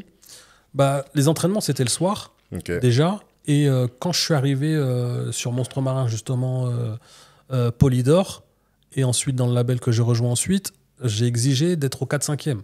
Tu vois, j'ai dit le mercredi, soit je travaille de chez moi, tu vois, soit je travaille pas parce que j'accompagne mon fils. Je dis, pour moi, c'était une condition. On me débauche, donc je pose mes conditions. Ouais, c'est l'avantage. Voilà. Donc j'ai dit, je veux l'accompagner, je veux être présent. Et donc on m'a dit OK, donc j'ai accompagné mon fils. Et donc forcément, en l'accompagnant, j'apprends. Tu vois. Et t'apprends parce que t'écoutes, tu vois les éducateurs, tu vois les joueurs, tu vois certains joueurs. Tu vois, je voyais par exemple le petit Warren Zaïre-Emery. Tu vois, du Paris Saint-Germain, c'est la nouvelle pépite du Paris Saint-Germain, qui est juste incroyable. Je le voyais depuis tout petit parce que il avait 1 an de plus que mon fils, donc je le voyais s'entraîner un peu avant, un peu après. Et tu vois comment ils évoluent, tu vois comment l'environnement il évolue, tu vois les échanges qu'il y a avec les éducateurs, etc. Et c'est par la musique aussi que j'ai rejoint mon associé qui lui a ses 2 frères qui sont passés par des centres de formation. Un est passé par le centre de formation du PSG, l'autre il est passé par Clairefontaine. Et le premier, il a signé pro en début de semaine là. Enfin le deuxième a signé pro en début de semaine et le premier là il est au Red Star et j'espère qu'il va signer également. Tu vois, mais t'apprends avec eux. C'est comme ça qu'on a appris et je me disais c'est le moment en fait de se lancer, tu vois, de se lancer et du coup on s'est associé lui et notre 3e associé qui est licencié FFF, tu vois, donc on s'est dit on est prêt en fait à pouvoir commencer à accompagner des athlètes et leur apporter tout ce dont ils ont besoin pour évoluer de la meilleure des manières. Et c'est vrai que en fait on s'est vu au dîner dont je parlais la dernière fois et il y avait des joueurs de foot, les Siani, tout ça et je te voyais avec eux, je me suis dit Moi, je croyais qu'il était dans la musique. Et comment il est aussi à l'aise avec, en plus des anciens joueurs, des plus jeunes. Enfin, je t'ai trouvé très à l'aise avec tout le monde, quoi. En fait, c'est ton univers aussi. C'est ça. Et tu vois, quand je te disais, j'allais voir justement des potes, Mika, quand il jouait à la Lazio, je suis allé le voir aussi. Je suis allé à Rome voir un de ses matchs. On échange. D'ailleurs, c'était pour échanger sur un sujet musique avec lui parce qu'il se posait des questions. Il produisait Poison à un moment. Poison, mais il y avait un chanteur également de Bordeaux, j'ai oublié son nom. Sams? Non. Non, pas Sams. Non. C'est celle Sams, de c'est plus rap. Ouais. Il faisait du R&B. un chanteur, vraiment? Ouais, un chanteur. Ok, d'accord. Okay. Autant pour moi, je suis désolé pour lui. Tu vois. Ok. Ça me reviendra. Il produisait aussi, quoi. Voilà. D'accord. Où il voulait le produire, en tout cas. Et du coup, donc Mika, oui. Et à ce dîner, tu m'avais également avec Joël Drogba. Ouais. Tu vois, que j'ai connu aussi via la musique. Et Joe, c'est un super gars aussi. Et forcément, oui, il y a des liens, quoi, entre les deux industries. Totalement. Et à ce fameux dîner, il y avait également Fama Niang. Ah, j'ai pas vu. D'accord. Fama qui était présente, on se connaît de la musique. Et aujourd'hui, Fama, elle est agent licencié FFF. Elle est dans le sport également. Tu vois, et son frère, c'est l'agent de William Saliba notamment. Donc, ils ont du monde, ils travaillent avec du monde. Et son frère, nous, on se connaît depuis plus de 10 ans. Tu vois, on allait voir des matchs ensemble, l'équipe de France jeune, en Lituanie, etc. Donc, ouais, je gravitais déjà, en tout cas, autour de ce monde, de cet écosystème. Et je me souviens de quelqu'un de la musique qui avait une place importante dans l'industrie de la musique, qui me disait, j'adorerais travailler dans le foot, mais j'ai pas le network. Tu vois. Et moi, d'un coup, j'avais le network. D'accord. Et ça, le network, il a débuté grâce à ton fils, parce que tu étais au PSG, et aussi parce que tu as créé des ponts en invitant les joueurs. Il n'y avait pas de stratégie, c'est juste que toi, tu aimais le foot, quoi. C'est les deux. Ouais, c'est totalement les deux. Donc, Rio, en l'accompagnant, forcément, j'ai commencé à avoir un autre réseau. Avec mes associés, donc je te parlais de 2012, j'ai eu un autre réseau. Avec mon fils, en étant au camp des loges régulièrement, de manière récurrente, j'ai eu encore un autre réseau. Tu vois. Et puis après, ce qu'il me manquait, je suis parti le chercher. Totalement. Mais là, avant qu'on passe à NGA, j'aurais bien voulu te poser une question par rapport au monde, à ce monde-là, le monde du foot, le monde de l'entertainment et donc de la musique et la communauté noire. Pourquoi ? Nous, aujourd'hui, donc, Black Network, on a un réseau d'affaires. Et on travaille sur des sujets beaucoup liés au financement. Donc, moi, mon activité, une grosse partie de mon activité, c'est d'aider les entrepreneurs de la communauté à aller lever des fonds, tu vois. Et lever des fonds, bon, quand ils sont plus matures et qu'il faut aller lever auprès des fonds d'investissement, je ne dis pas que c'est facile, mais il y a quelque chose. Mais on a beaucoup de difficultés au moment où les boîtes naissent parce que tu as besoin d'avoir un apport de cash. Et souvent, ce que font les gens des bons milieux, on va dire, c'est family and friend, quoi, tu vois. C'est, t'as la tante, la grand-mère qui te pousse 5, 10, 15, 20, 50 pour te lancer. Nous, je dis toujours, on nous love, mais on n'a pas de monnaie, tu vois. C'est ça. Et on se dit toujours qu'il y a un pont à créer entre les personnes de la communauté qui ont de l'argent, donc souvent les personnes du divertissement, et les entrepreneurs. Et même, aujourd'hui, on est en partenariat avec des fonds d'investissement. Donc, toute notre vie, on a toujours rêvé qu'il y ait des fonds d'investissement dans la communauté. Nous, on en connaît un qui rayonne sur la France et donc qui veut investir sur les startups de la communauté, en tout cas de la diversité, et un autre qui rayonne sur l'Afrique. Mais on a du mal à enclencher les artistes, à enclencher les sportifs. Parce que, je sais pas, il y a une défiance. Enfin, voilà. Est-ce que enfin, je sais pas, quel est ton avis sur ce sujet-là, quoi? Sur ce qui pourrait être fait, sur pourquoi est-ce qu'il n'y a pas des ponts entre ces organisations-là ou voilà. Moi, je pense que c'est culturel. Culturel? Ouais, d'accord. Je pense que c'est culturel parce que je ne sais pas pourquoi, mais il y a une jalousie, tu vois, au sein de la communauté qui fait que pour nous entraider, c'est compliqué.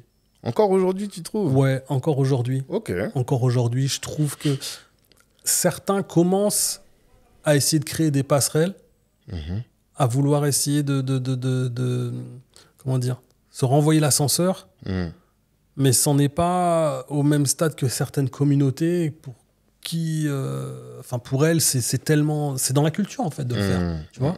Et chez nous, c'est comme tu dis, on est totalement dans la défiance, tu vois. Te dire tiens, je vais t'aider parce que tu vas pouvoir faire ci, tu vas pouvoir faire ça. Je l'ai tellement peu vu. Ouais. Tu vois, je l'ai peu vu. Moi, par exemple, tu vois, tu me parles de mon parcours, de ce que j'ai pu faire, etc. Est-ce que à un moment donné, comme tu dis, à part Dawala qui m'a appelé à un moment donné, d'autres auraient pu avoir ce réflexe au moment où ils sont à leur prime. C'est ça. Mais tu vois le truc? Toi, tu trouves qu'il n'y a pas eu... Enfin, tu sais, il n'y a pas eu cette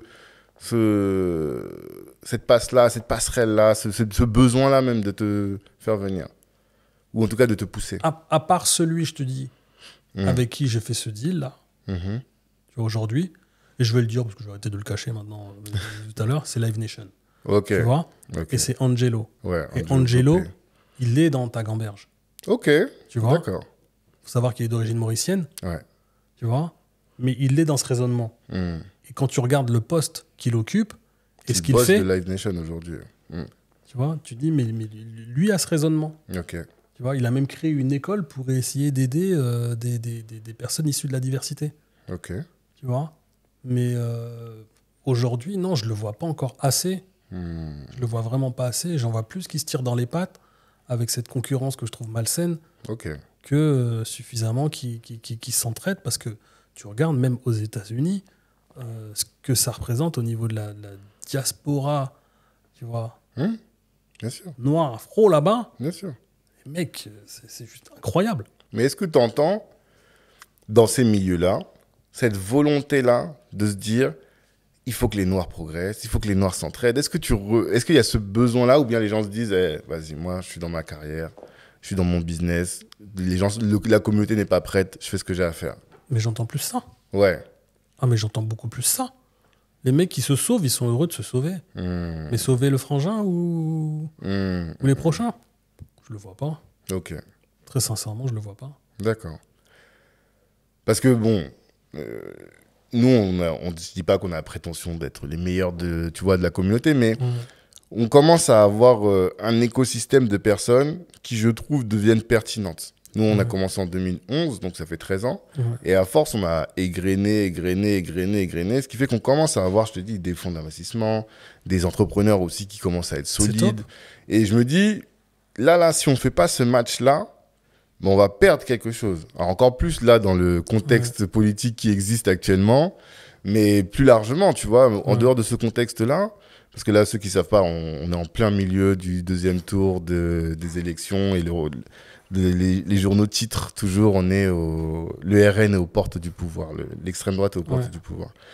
Et dans ce contexte-là, je me dis, mais il faut qu'on fasse quelque chose. Mais j'ai l'impression qu'il n'y a pas de connexion qui s'établissent. Et je me dis, est-ce que toi, c'est quelque chose que tu peux faire, établir ces connexions? Est-ce qu'on peut travailler là-dessus? Voilà, je te pose la question même au micro devant tout le monde. mais tu sais, il y a des frangins qui faisaient, je ne sais pas si tu as connu les soirées Black Fahrenheit. Bien sûr. Tu vois? Ouais, et quand tu regardes cette cause et ces événements, aujourd'hui, ça en est où? C'est-à-dire, ça en est où? Ils ont arrêté. Mais tu vois? Ouais, ils ont arrêté. Et pourquoi ils ont arrêté? J'ai reçu Freddy ici. Qu'est-ce qu'il m'avait dit? J'ai plus souvenir de ce qu'il m'avait dit. Mais je pense que, en fait, la pérennité de ces activités nécessite un business model, tu vois. Et faire des soirées, en réalité, c'est pas un business model. C'est un truc, ça demande de l'énergie. Quand tu commences à... Je sais pas, il y a eu le Covid. Oui, c'est ça, en fait. Il y a eu le Covid. Et ils ont perdu un des leurs. Je sais pas si tu es au courant. Ouais, je suis au courant, à son âme. Voilà. Et donc, après, c'est difficile de revenir après une coupure comme le Covid. Nous, on a continué parce qu'on était en plein... Nous, on s'est lancé genre 2-3 ans avant le Covid. Donc, le Covid ne pouvait pas nous arrêter, tu vois. Mais justement, si tu te dis que cette cause te parle, tu vois, et que tu es entrepreneur et que tu as les moyens, tu vois, d'aider, d'être solidaire via différentes entreprises, tu la pousses normalement. Tu les pousses. Ouais. Est-ce que ça a été le cas? Ah, d'accord. Tu comprends? Ouais, non, je comprends mieux ce que je veux dire? Je comprends très bien ce que tu veux dire. Ouais. Tu vois? Ouais, c'est non, pas eux que ça n'a pas été j'incrimine. fait. Non, c'est pas eux que j'incrimine du tout. Ok, je vois ce que tu veux dire. Tu vois? Mais cette solidarité, elle n'existe pas. Ouais. Elle n'existe pas. Elle n'existe pas assez. Pas assez. Ouais. Enfin, quand je dis elle n'existe pas, c'est pour moi de manière visible. Tu vois? Il y a des choses qui sont faites, mais c'est encore invisible. Ok. Et donc, qu'est-ce que tu veux dire? Tu veux dire que, par exemple, si tu avais un conseil à nous donner, nous, qui sommes dans cette dynamique-là, qui avons envie de connecter ces deux mondes-là, parce que pour l'instant, on se dit on fait avec nos moyens, tant pis, un jour peut-être on se retrouvera, mais sinon on avance. Quel conseil tu nous donnerais? Moi déjà, je trouve ça admirable ce que vous faites. Merci. Tu vois, je trouve ça hyper admirable. Je me dis juste, j'espère que la nouvelle génération, elle sera beaucoup plus solidaire. tu vois, elle soutiendra beaucoup plus. Tu vois, un des facteurs qui fait que la musique, ça m'a également calmé, c'est que les jeunes artistes de chez nous sont beaucoup moins respectueux. Ok. Tu vois, Ok. dans l'urbain, la notion de respect, les 3/4 des je sais pas comment est-ce qu'on appelle la génération Z ou je ne sais combien là, ils sont total manque de respect, chose qui n'existait pas pour nous avant. Tu vois, t'es mon grand, je te respecte. Tu vois, je suis obligé de... Aujourd'hui, ça n'existe pas. Ça n'existe pas. T'as des jeunes, ils en ont rien à foutre, ils peuvent te parler comme à une merde, tu vois, et te manquer totalement de respect. Et ça, c'est juste impossible. Tu vois, donc, si les jeunes commencent déjà par là, comment tu veux faire après? Tu comprends? Ouais, totalement. Donc, il y a un vrai problème déjà à ce niveau-là. Surtout dans une industrie où il y a beaucoup de jeunes, quoi. T'as compris? Ouais, je vois. Mais le sport, c'est un peu la même chose aussi, non? Bah, le sport, à la différence de la musique, c'est qu'on t'inculque très tôt la notion de respect. Tu vois? Et pour jouer dans une équipe, il faut que tu sois respectueux. Okay. Pour être détecté ou intégrer un centre de formation, on analyse ton jeu, ton niveau de jeu, mais également ton comportement. Quand ils reçoivent les bulletins scolaires, la première chose qu'ils vont regarder avant les notes, c'est les commentaires. Tu vois?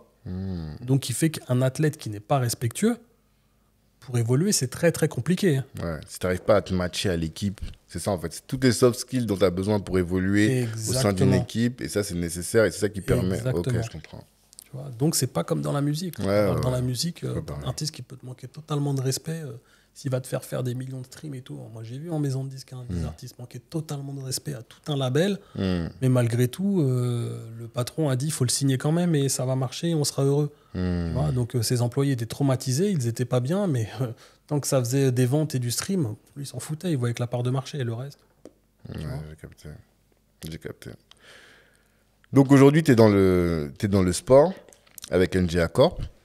Est-ce que tu peux expliquer quel est ton métier dans le sport? Alors, on apporte conseil aux athlètes. Voilà. Donc, on les détecte. Donc, on fait ce travail de sourcing et ensuite, on les accompagne dans leur développement. D'accord. Et quand tu dis conseil, développement, quelle stratégie vous mettez en place pour qu'un joueur que tu as rencontré, tu rencontres à quel âge? Wow. Ça peut être plus ou moins n'importe quel âge. Hein. On essaie de pas prendre trop tôt. Quoi. Ouais, parce que le risque est plus grand. Exactement. Ouais, j'imagine. Plus grand tôt, et le temps d'accompagnement est trop long aussi. Ouais. Tu vois, parce que c'est toi si tu signes un contrat, c'est-à-dire que tu produis presque, si on parlait d'un point de vue... la différence entre la musique et le sport, c'est que pour signer ce qu'on appelle un mandat dans le sport, c'est que l'athlète, faut qu'il soit majeur pour que l'agence puisse percevoir le moindre euro. Ok, tu vois, donc, tant qu'ils sont mineurs, tu perçois que dalle. Mais tu investis quand même? Tu peux investir, bien sûr. Il nous est arrivé d'investir. Ok. Ouais. D'accord. Il nous est arrivé d'investir, ouais. Et quelle est ta stratégie à toi donc pour développer l'artiste, quoi, que ce soit d'un point de vue mental, d'un point de vue sportif, d'un point de vue économique? Comment est-ce que... voilà, c'est quoi vos stratégies? Quelles sont vos stratégies? Tu fonctionnes un peu comme dans le monde entrepreneurial. Hein. Tu regardes quelles sont les faiblesses et les forces de l'athlète. Tu vois, tu fais un SWOT. Exactement. Ah ouais? C'est ça. Enfin, tu le fais pas totalement comme ça, tu vois, mais de manière inconsciente, c'est ce que tu fais. D'accord. Tu vois, et donc et en fonction d'eux, tu le fais travailler pour l'aider à s'améliorer, pour devenir le plus compétitif possible. Parce que l'idée, c'est qu'à son poste, ensuite, il devienne le meilleur. Mais ce qui est difficile, alors peut-être comme vous êtes plusieurs, vous avez tous des compétences un peu différentes, c'est ça? Ouais, exactement. Il y en a un qui est sur le sportif, l'autre qui va être sur le mindset, l'autre qui va être sur le business. Comment? Déjà, mes deux associés, il y en a un qui est licencié FIFA et l'autre qui est licencié FFF. D'accord. Tu vois, donc, ne serait-ce que pour échanger ou signer, c'est qu'un de nous trois qui peut déjà pour ça. Alors, ensuite, excuse-moi, FIFA, Fédération Internationale, de football, FFF, c'est français. C'est ça, pour le public. Ouais. Voilà. Okay. Et ensuite, pour ce qui est de les accompagner au day-to-day, tout dépend des affinités qu'il y a entre l'athlète et mes deux associés. Tu vois. Mais de manière générale, on échange avec certains athlètes où ils nous font part de leurs besoins, où nous, parfois, on se rend compte quels sont leurs besoins. Après chaque match, on se fait un débrief. Avant les matchs également, on échange. Là, on est par exemple à l'intersaison, c'est les vacances. Certains font leur prépa avec un préparateur physique, d'autres sont en vacances, ne travaillent pas par rapport à tout ça. Certains sont en période de transfert, donc il y a les contrats, ils vont changer de club. Donc on échange beaucoup là-dessus sur quels vont être tes besoins, quel va être l'effectif, quel va être le travail qu'il va falloir que tu fasses pour que tu puisses t'intégrer rapidement à l'équipe et être vite performant. Tu vois, parce qu'à la différence d'une sortie d'album où ensuite tu travailles la promo de ton projet, bah toi, c'est tous les week-ends où tu dois être performant. Donc, toute la semaine, tu travailles pour être performant le week-end. Et toi, tu les accompagnes sur ton objectif plutôt avec un artiste, c'est de le développer. Sportif. Pardon, excuse-moi, un sportif.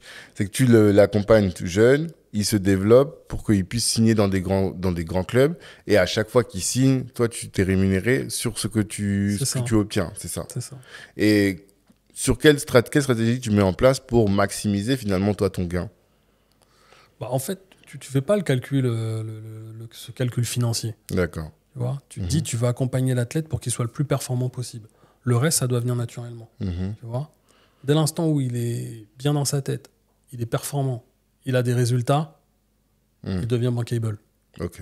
Donc, dès l'instant où il est bankable, les clubs s'intéressent à lui ou à elle. Tu vois, et donc forcément, si nous on les appelle, bah, ils vont décrocher plus facilement. Ou alors, ce sera de l'appel entrant. C'est eux qui vont nous appeler pour nous dire votre athlète nous parle, on aimerait qu'il rejoigne notre équipe. Et voilà, donc c'est plus facile. Donc, sur certains, oui, ça va être l'accompagnement par rapport à de la prépa physique. Sur d'autres, ça peut être de la prépa psychologique. On travaille avec des psychologues aussi du sport pour les accompagner là-dessus. D'autres, ça va être par rapport à un équipementier sportif parce qu'ils veulent travailler avec un équipementier sportif particulier. Ça peut être avec un nutritionniste s'il y a besoin de nutritionniste. On échange sur plein d'autres sujets, mais je ne vais pas tous les donner, sinon les agences concurrentes elles vont prendre nos idées. J'imagine. Mais quand tu parles d'équipementier, c'est tous les sponsors qui vont les équiper? C'est ça. D'accord. Et là, par contre, tu as un vrai taf qui consiste à... Est-ce que tu les aides sur leur personal branding, entre guillemets, pour qu'ils deviennent bankable aussi, au-delà même de l'aspect savoir-faire, qu'ils le faire savoir? C'est moi ce que je dis toujours, c'est que dès l'instant où tu es bon sur le terrain, le reste, c'est facile. Ah ouais? Ouais, le reste, c'est facile. Si tu es performant sur le terrain... Oui, enfin oui. Dans ce sens-là, oui. Ah oui. Mais il y a des gens qui ne sont pas très performants, mais qui arrivent à bien se brander et qui font que tu arrives à faire des belles choses aussi, non? Mais c'est moins excitant, ça. Ah, ok. Ah ouais, c'est beaucoup moins excitant. Nous, la chance qu'on a, je te dis, c'est que je pense qu'on a des top joueurs. Tu vois, des top athlètes. Tu vois, on parlait de Lorina Fazer avant. Lorina, c'est 2 fois le trophée meilleur espoir au trophée UNFP. C'était la Benjamine avec l'équipe de France de football à la Coupe du Monde en Australie. Elle a plus de 70 matchs avec le Paris Saint-Germain. Elle a déjà joué des quarts de finale de Champions League. Elle a déjà marqué en Champions League. Tu vois, donc, elle a un CV qui est juste incroyable à son âge. Derrière, Fanny Rossi, tu regardes aussi, les performances, elles sont incroyables. Elle a eu le trophée de la meilleure joueuse à la Sud Ladies Cup. Là, elle part faire l'Euro avec les U19 de l'équipe de France. Elle a marqué son premier but en D1 Arkema à 18 ans, là, cette saison. Donc, tu vois, c'est pareil. Lina Mokhtar Jamaï, elle est 2008 en U19 au LOSC. Elle est déjà à plus de 10 buts avec le LOSC. Avec la sélection du Maroc, elle a plus de 10 buts en 11 matchs. Tu vois, c'est le record absolu, où elle a même mis un quintuplé, tu vois, pendant les sélections de qualification pour la Coupe du Monde U17. D'accord. Donc, tu regardes les filles et leurs performances, tu te dis waouh. Donc maintenant, comment les accompagner pour pouvoir aller plus haut? Lorina, il y a une partie du chemin qui est fait. Tu vois. Maintenant, Fanny va signer son premier contrat professionnel. On amorce le chemin. Et Lina, elle est encore en U19. Elle n'est pas loin, tu vois, mais on l'accompagne tout pareil pour pouvoir rejoindre les autres. Et vous arrivez à... Au-delà, parce que quand vous sentez quelqu'un qui a un talent, mais qui est, encore une fois, qui n'est pas encore poli, tu vois, qu'est-ce que vous arrivez à mettre en place? C'est-à-dire que quelle est la NGA Touch qui va faire la différence d'un point de vue sportif d'abord, et puis après d'un point de vue business, sur vos joueurs et vos joueuses? D'un point de vue sportif, je te dis, il y a cette espèce de SWOT, tu vois, où le meilleur exemple que je puisse te prendre, c'est Senou Koulibaly. Tu vois, Senou, de N2, on l'envoie en Ligue 1. Tu vois, donc il saute quand même pas mal d'étages. Sauf que lui, n'étant pas passé par le cursus classique, n'étant pas passé par un centre de formation, il y a plein de choses qu'il ne maîtrisait pas. Tu vois. Et donc, nous, ces choses qu'il ne maîtrisait pas, on les lui a apportées. Au début, il était un petit peu dubitatif parce que conscient de son talent, il se dit c'est grâce à son talent qu'il arrive finalement en Ligue 1. Mais quand tu arrives en Ligue 1, c'est un travail en fait. Tu vois. Et pour arriver à ce travail, faut que tu répètes des choses. Et dans la répétition, il y a les efforts, il y a les soins, il y a le repos, il y a l'alimentation. Tu vois. Donc, au début, il n'était pas conscient de tout ça. Donc, n'étant pas conscient, vu que les efforts sont beaucoup plus grands qu'en National 2, bah, il se blessait souvent. Tu vois. Donc, il se blessait souvent. On lui a apporté tout ce qu'il manquait pour qu'il commence à moins se blesser. Bah, au moment où il a décidé de prendre tout ça en main, en charge, mais il ne s'est plus blessé. Là, aujourd'hui, il est à Chypre, en division 1 chypriote. Il fait une saison accomplie qui est juste incroyable. S'il avait peut-être percuté un peu plus tôt et que son équipe avait été plus performante, parce que lui, il ne fait pas toute l'équipe tout seul. Hein, c'est le problème des sport co. C'est ça. Il aurait peut-être eu un autre parcours. Mais aujourd'hui, la saison qu'il a faite, même si aujourd'hui ça rayonne moins sur la France, elle est juste incroyable. Mais on ne comprend pas encore quelle est la touch. Parce que ça, on peut se dire tous les... La touch, je te dis, c'est d'accompagner l'athlète de la meilleure des manières pour être le plus performant possible. Donc lui, c'est ce qu'on a fait avec tout ce qu'on lui a apporté. Et ce que les autres ne font pas. Parce qu'on peut se dire que tout agent a le même intérêt que vous. Oui, mais après, certains le font et le font certainement très bien. Moi, comme je t'ai dit, mon modèle, c'est comme Sport et ESN. Tu vois, et eux le font de manière admirable avec d'autres moyens parce qu'ils peuvent se le permettre. Aujourd'hui, tu vois, ils peuvent se le permettre. Donc nous, on fait ce qu'on peut faire à notre niveau, tu vois. Et je pense que ça se passe pas trop mal. Maintenant, quand tu regardes les résultats de Lorina, je pense que sur l'accompagnement, ça a été pas mal, tu vois, aussi pareil. Donc... quand elle ne pouvait pas se le permettre, c'était nous qui prenions en charge, par exemple, sa préparation physique, tu vois, sur les 2 premières saisons. Et je pense que c'est suite à ces prépas et l'apport au quotidien des échanges qu'on fait également avec les athlètes qu'ils peuvent être performants. Tu vois. Donc, je te dis, on a nos secrets que je ne vais pas dévoiler ici, mais on a un échange, en tout cas, quotidien, voire hebdomadaire parfois, tu vois, avec certains athlètes qui fait que ils peuvent être performants et avoir les résultats qu'ils ont derrière. D'accord. Et tu dirais donc que c'est un accompagnement personnalisé qui va faire cette différence. C'est-à-dire que moi, si aujourd'hui, j'ai un jeune qui vient et qui me dit, tiens, je cherche une agence et tout, comment faire ? Si je lui dis va chez NGA parce que tu auras un accompagnement personnalisé à la différence des autres ? Ou bien est-ce qu'il y a autre chose qui fait que tu peux lui dire, voilà, notre élément de différenciation chez nous, c'est ça. Non, déjà, la première chose, c'est que nous, les athlètes en question, déjà, on veut les voir jouer. Tu vois, avant de les choisir, c'est comme dans la musique, je t'écoute, sinon je ne vais pas te signer. Tu vois, donc déjà... Là, tu es aussi à l'émotion dans le totalement. Jeu aussi. On a besoin d'être convaincu. Je t'ai dit, je ne suis pas un vendeur de pot de yaourt. Oui, mais pas forcément. Parce que j'ai l'impression que... Après, peut-être je connais moins bien. Je suis plus fan de sport, de musique que de foot. Mais... Est-ce que le foot génère chez toi les mêmes émotions que celles que générait mais totalement. Ah ouais ? Totalement. Lorena, je la connaissais depuis toute petite. Ouais, mais déjà à 10 ans, je l'ai vu toucher le ballon, je dis c'est une craque. Ok. Tu vois ? D'accord. Donc, déjà. Qu'elle fasse la carrière qu'elle fait derrière, je me dis c'est magnifique, mais je ne pouvais pas l'écrire, mais je savais que c'était une craque. Okay. Fanny, je l'ai vue sur un match, j'ai pété un câble. Ah ouais ? Tu vois, par accident en plus. Tu vois, je suis au bord de terrain, je la connaissais pas, je la découvre, j'ai vu son match, tu vois, j'ai appelé mes associés, je dis je viens de voir une craque là, c'est incroyable. Tu vois, voilà. Lina, j'ai vu 2 vidéos, j'ai fait ouais c'est bon. Tu vois. Donc et les autres joueurs qu'on a, les plus jeunes qui soient à Amiens, au Paris FC, c'est mes associés qui les ont découverts. Les 2 frères de mon associé aussi qui jouent, c'est indéniable, leur parcours fait aussi que. Tu vois. Mon fils, je suis moins objectif, donc du coup, c'est plus mes associés qui peuvent en parler avec moi. Il est signé chez vous aussi ? Ouais, il est dans l'agence aussi. Ouais. D'accord. Il joue en 19 NAS la saison prochaine. Et les autres, comment dire, c'est la même chose. Donc, quand on repère un talent, on va le voir tu vois, à plusieurs si on se pose des questions. Tu vois, il y a une jeune joueuse, par exemple, qu'on m'a proposée récemment, dont j'ai entendu le plus grand bien. Je ne savais pas ce qu'elle valait. J'ai demandé à mon associé de venir. Avec un de ses frères, il est venu. On a vu le match. Et de ce qu'on a vu, on a dit c'est pas mal, mais c'est pas suffisant pour rejoindre l'agence. Okay. Et nous, on vend pas du rêve. Donc, je vais pas transformer, une 2 chevaux en Ferrari. Donc, je prends un exemple qui est extrême. Ouais. Mais nous, on a besoin d'être convaincus. Okay. Tu vois, et quand tu es convaincu, on peut te donner les moyens et t'accompagner de la meilleure des manières. Mais on fait pas de la magie. Et en termes de... À quel moment tu pourras dire, vous savez, moi, ma mission dans le foot, là, elle peut s'arrêter. J'ai fait ce que je voulais faire sur ta boîte, sur NGA. Ou une autre boîte peut-être demain, tu vois. Mais, ouais. Bah, je te dis, quand je regarde ce que font mes grands, ouais. Je me dis, je pense que je m'arrêterai jamais, en vrai. Ouais. Bah ouais, parce que, tu vois, Boudin, il a atteint les étoiles. Tu vois, et il continue encore. Bah, tu sens la passion. Dans son travail, tu sens la passion. Tu vois, Jérémy, quand il bosse, tu sens la passion des mecs. Ouais. Alors qu'aujourd'hui, ils peuvent s'arrêter. Si c'est juste financier, ils peuvent s'arrêter. Ils peuvent s'arrêter. Tu vas te dire, c'est des soucis en moins. Mais les mecs, ils kiffent ça. Tu vois. Donc moi, je ne me vois pas arrêter parce que je te dis, quand tu es passionné et que tu aimes ça, tu le comptes pas.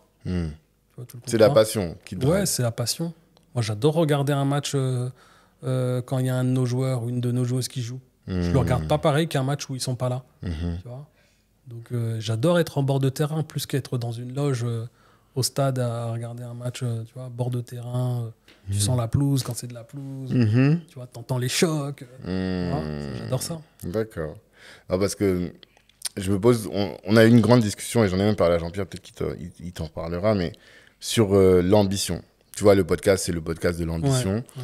Et depuis ces quelques dernières semaines, on se dit, bon, qu'est-ce qui fait qu'on développe des projets ambitieux ou pas? Et surtout, nous qui venons de milieux qui ne sont pas particulièrement favorisés, mais en fait, on s'arrête souvent à un moment parce qu'on a atteint, pas un plafond de verre, mais un stade où on se dit, ça y est, je suis mieux que tout le monde.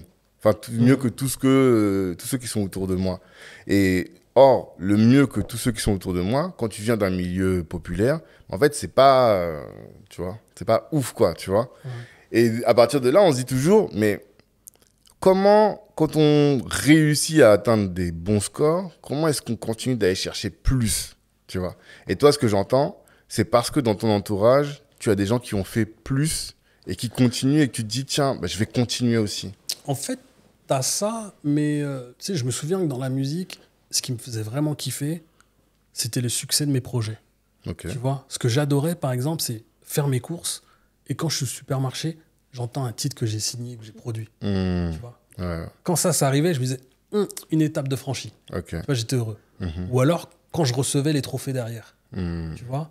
Et je me souviens, une fois, on avait un échange avec Gims. Il me dit, mais toi, t'as fait le tour. T'as disque d'or, diamant, platine. C'est ça. Tu vois. Il me dit, qu'est-ce que tu veux faire de plus? Tu vois. Je dis, mais moi, j'adore ça. Tu vois. Okay. J'adore dénicher et voir que ce que t'as déniché, en fait, ça devient un succès. Tu vois. Et que le plus grand nombre, en fait, pas l'adoube, mais le valide. Okay. Et ça, c'était mon kiff. Bah, aujourd'hui, avec les athlètes, j'adore quand on me dit, putain, j'ai vu ton joueur là, j'ai vu ta joueuse. Tu vois, j'ai une anecdote. Août 2018, je suis à Washington, je vais voir une pote, tu vois, et on est en train de faire du shopping. Et à un moment donné, je reçois un message de Rio. Et Rio me dit, ton petit là que t'as signé à Dijon, là, Koulibaly, c'est lui, hein, c'est bien Koulibaly à Dijon. Je dis, ouais, pourquoi? Il me dit, bah, il vient de marquer, il a fait gagner son équipe. Je dis, ah ouais? Et moi, je me dis, attends, le joueur, on vient de le faire signer. Tu vois, il venait de N2, premier match de la saison, il jouait contre Montpellier, et il marque le but de la victoire. J'étais en train de sauter partout dans le magasin. Je me dis, c'est quoi ce truc? Je sautais partout, je fais, mais non. Et j'appelle mon associé. Je dis, mais qu'est-ce qui s'est passé? Un petit truc de dingue. Il y avait un partout à la 92e ou je sais plus combien. Sur un corner, il a fait une reprise de volée, but de la victoire et tout. On était comme des fous. Tu vois. Et ça, c'est des moments, quand tu les vis, tu veux que ça se reproduise. Ouais. C'est pas l'argent, en fait, c'est ça. Non. C'est pas le succès. Mais tu savais combien on a touché. Hein. Tu vois le truc? Ouais. Voilà, donc non, rien à voir. C'est ça, mais c'est l'émotion. Mais qu'est-ce qui pourrait éteindre la flamme? Parce que si c'est pas l'argent, ça veut dire qu'à un moment, tant que la flamme, elle est vie, bah c'est bon. Mais peut-être qu'à un moment, la flamme va s'éteindre, quoi. Qu'est-ce qui... Dans la musique, ça s'est éteint, peut-être? Pas tant que ça, parce que si avec ce projet, avec Live Nation ou d'autres, tu vois, ça fonctionne, je serais heureux. Ouais. Tu vois, je me dis, je serais heureux. Mais dans le foot, quand tu as un de nos joueurs ou nos joueuses qui met un but, quand L'Oréal a marqué en Champions League un top but qui était classé dans les meilleurs buts de Champions League, on était comme des dingues. La Fanny, quand elle a mis son premier but en D1, on s'est tous appelés. Okay. Tu vois, c'est juste incroyable. Tu vois. Ou quand Owen le gardien qu'on vient de signer pro avec Orléans, qui fait ce match en Coupe de France contre le Paris Saint-Germain, et qu'à un moment donné, tu as Ramos qui le presse et qu'Owen fait un crochet sur lui, tu vois, et qui part de l'autre côté et qui la remet. On se dit, mais quelle insolence, tu vois. On se dit quelle insolence, et en même temps, mais on est tellement heureux, tu vois. Ça, c'est des émotions, tu vois. Les émotions que tu vis en écoutant de la musique ou certains concerts, etc. Bah là, tu le vis également dans le football, tu vois, dans ces moments-là. Bien sûr. Donc, quand tu vois ça, tu dis, waouh. Quand mon fils, il met un doublé contre Monaco, tu vois, avec son club, et que j'appelle mes potes, je dis, mais il a mis doublé, un but de la tête et un autre but du gauche incroyable, tu vois. C'est des moments qui sont incroyables. Ouais, je comprends. Tu vois. Et ça, c'est un vrai kiff. C'est la passion, vraiment. C'est la passion. Et donc, tant que la passion, elle sera là... Tu vas continuer, tu peux continuer en tout cas. Tu vois, j'ai commencé en parlant de Clive Davis. À plus de 60 ans, le mec, il continuait. Ouais. Tu vois, t'as des gens, ils devraient être à la retraite aujourd'hui. Ils veulent pas arrêter. Parce que c'est ce qui les fait vivre. Non, c'est bon. En tout cas, on te souhaite vraiment que tu continues et que tu t'épanouisses et que tu aies encore des moments jouissifs comme celui-là sur le terrain ou à côté du terrain, au bord du terrain. Il reste plus beaucoup de temps parce que tu avais dit que tu devais partir à 17h, donc je vais pas abuser de ton temps. Il y a les questions de la fin.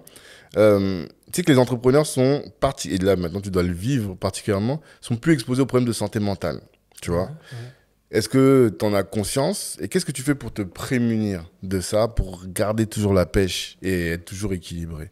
Alors, au-delà de problèmes mentaux, moi j'ai un autre problème de santé. Ouais. Tu vois, donc j'ai une pathologie qui est relou, mais au moins pas douloureuse. Et du coup, pour soigner cette pathologie, je nage beaucoup. Tu vois, donc j'essaye de nager au moins 1h30 par jour, donc 3 km. Par jour? J'essaye. Je ne peux pas tout le temps parce que le temps ne me le permet pas tout le temps. Tu vois, mais quand je nage au moins 1 heure par jour, je suis heureux, je suis bien. Tu vois, et du coup, ça me permet de me préserver. Tu vois. Et ça, pour le coup, je pense que le sport, c'est important. C'est beaucoup de sport? Ouais. Ok, d'accord. C'est beaucoup de sport. Après, bon, je lis un petit peu, j'essaye tant que je peux. Mais les échanges intelligents aussi qui nourrissent, c'est pas mal ça. Ouais. Mais ça, comment tu l'organises? C'est des échanges. C'est juste tu prends des temps d'appeler régulièrement les gens ou tu fais des dîners comme ceux qu'on a fait, tu assistes à des dîners. Qu'est-ce que tu mets en place? C'est drôle parce que tu sais, tu as des gens dans la musique qui me disaient mais toi, tu fais beaucoup de déjeuners. Ouais. Tu vois, ils se moquaient de moi en fait, et je me suis rendu compte que de manière informelle, ça me faisait du bien à ce niveau-là. Et que je travaillais aussi pareil sans travailler. Tu vois. D'accord. Et pour moi, c'est hyper nourrissant les échanges avec les personnes intéressantes. Tu sais, tu te nourris de personnes qui sont intelligentes et intéressantes, et ça, c'est très enrichissant. D'accord. Très enrichissant. D'accord. Donc, c'est les déjeuners beaucoup. J'ai un entrepreneur qui disait, lui, tous les midis, déjeuner avec quelqu'un. Tous les midis. Je sais pas si c'est tous les midis, mais j'en ai beaucoup. Ouais, j'en ai beaucoup. D'accord. Et ça te permet d'entretenir ton réseau aussi. Aussi. C'est pas fait pour, mais ça fait partie de... Oui et non. Oui et non. Je te dis, je pense que je le fais vraiment depuis longtemps de manière inconsciente. Tu vois. J'ai un pote qui me disait, mais toi, t'as un réseau qui est incroyable, tu connais tout le monde et tout. Je dis, j'en ai pas conscience, je sais pas, tu vois. Je dis, en tout cas, c'est pas fait comme ça, mais j'aime bien. Ouais. Est-ce que tu rends beaucoup de services? Ouais, j'en ai rendu quand même quelques-uns. Ouais, j'en ai rendu quelques-uns. Je pense que c'est important aussi, ça. Tu vois, tu reçois pas toujours forcément en retour, mais c'est important de donner. Mais ça, c'est ma mère qui m'a inculqué ça. Ouais. Et c'est une question, à chaque fois que je t'écoute, je vais te poser la question. Est-ce que tu as l'impression d'être un Comorien nouveau? Tu connais ce concept de Comorien nouveau? Ah non, faut que tu m'expliques, là. C'est Alonso. Tu vois, Alonso, en fait, il explique que les Comoriens sont très connus pour être très pieux, très discrets dans leur coin. Et lui, bon, tu vois, un peu, c'est un extravagant, tu vois, avec les tresses et tout. Et il a lancé un concept de Comorien nouveau en disant que nous, eh bien, on est un autre style de Comorien. On est très dans les moves du quotidien. Et toi, tu es plus âgé, en fait. Je pense que tu es plus âgé que... En tout cas, tu étais là large, un peu avant eux, quand même, tu vois.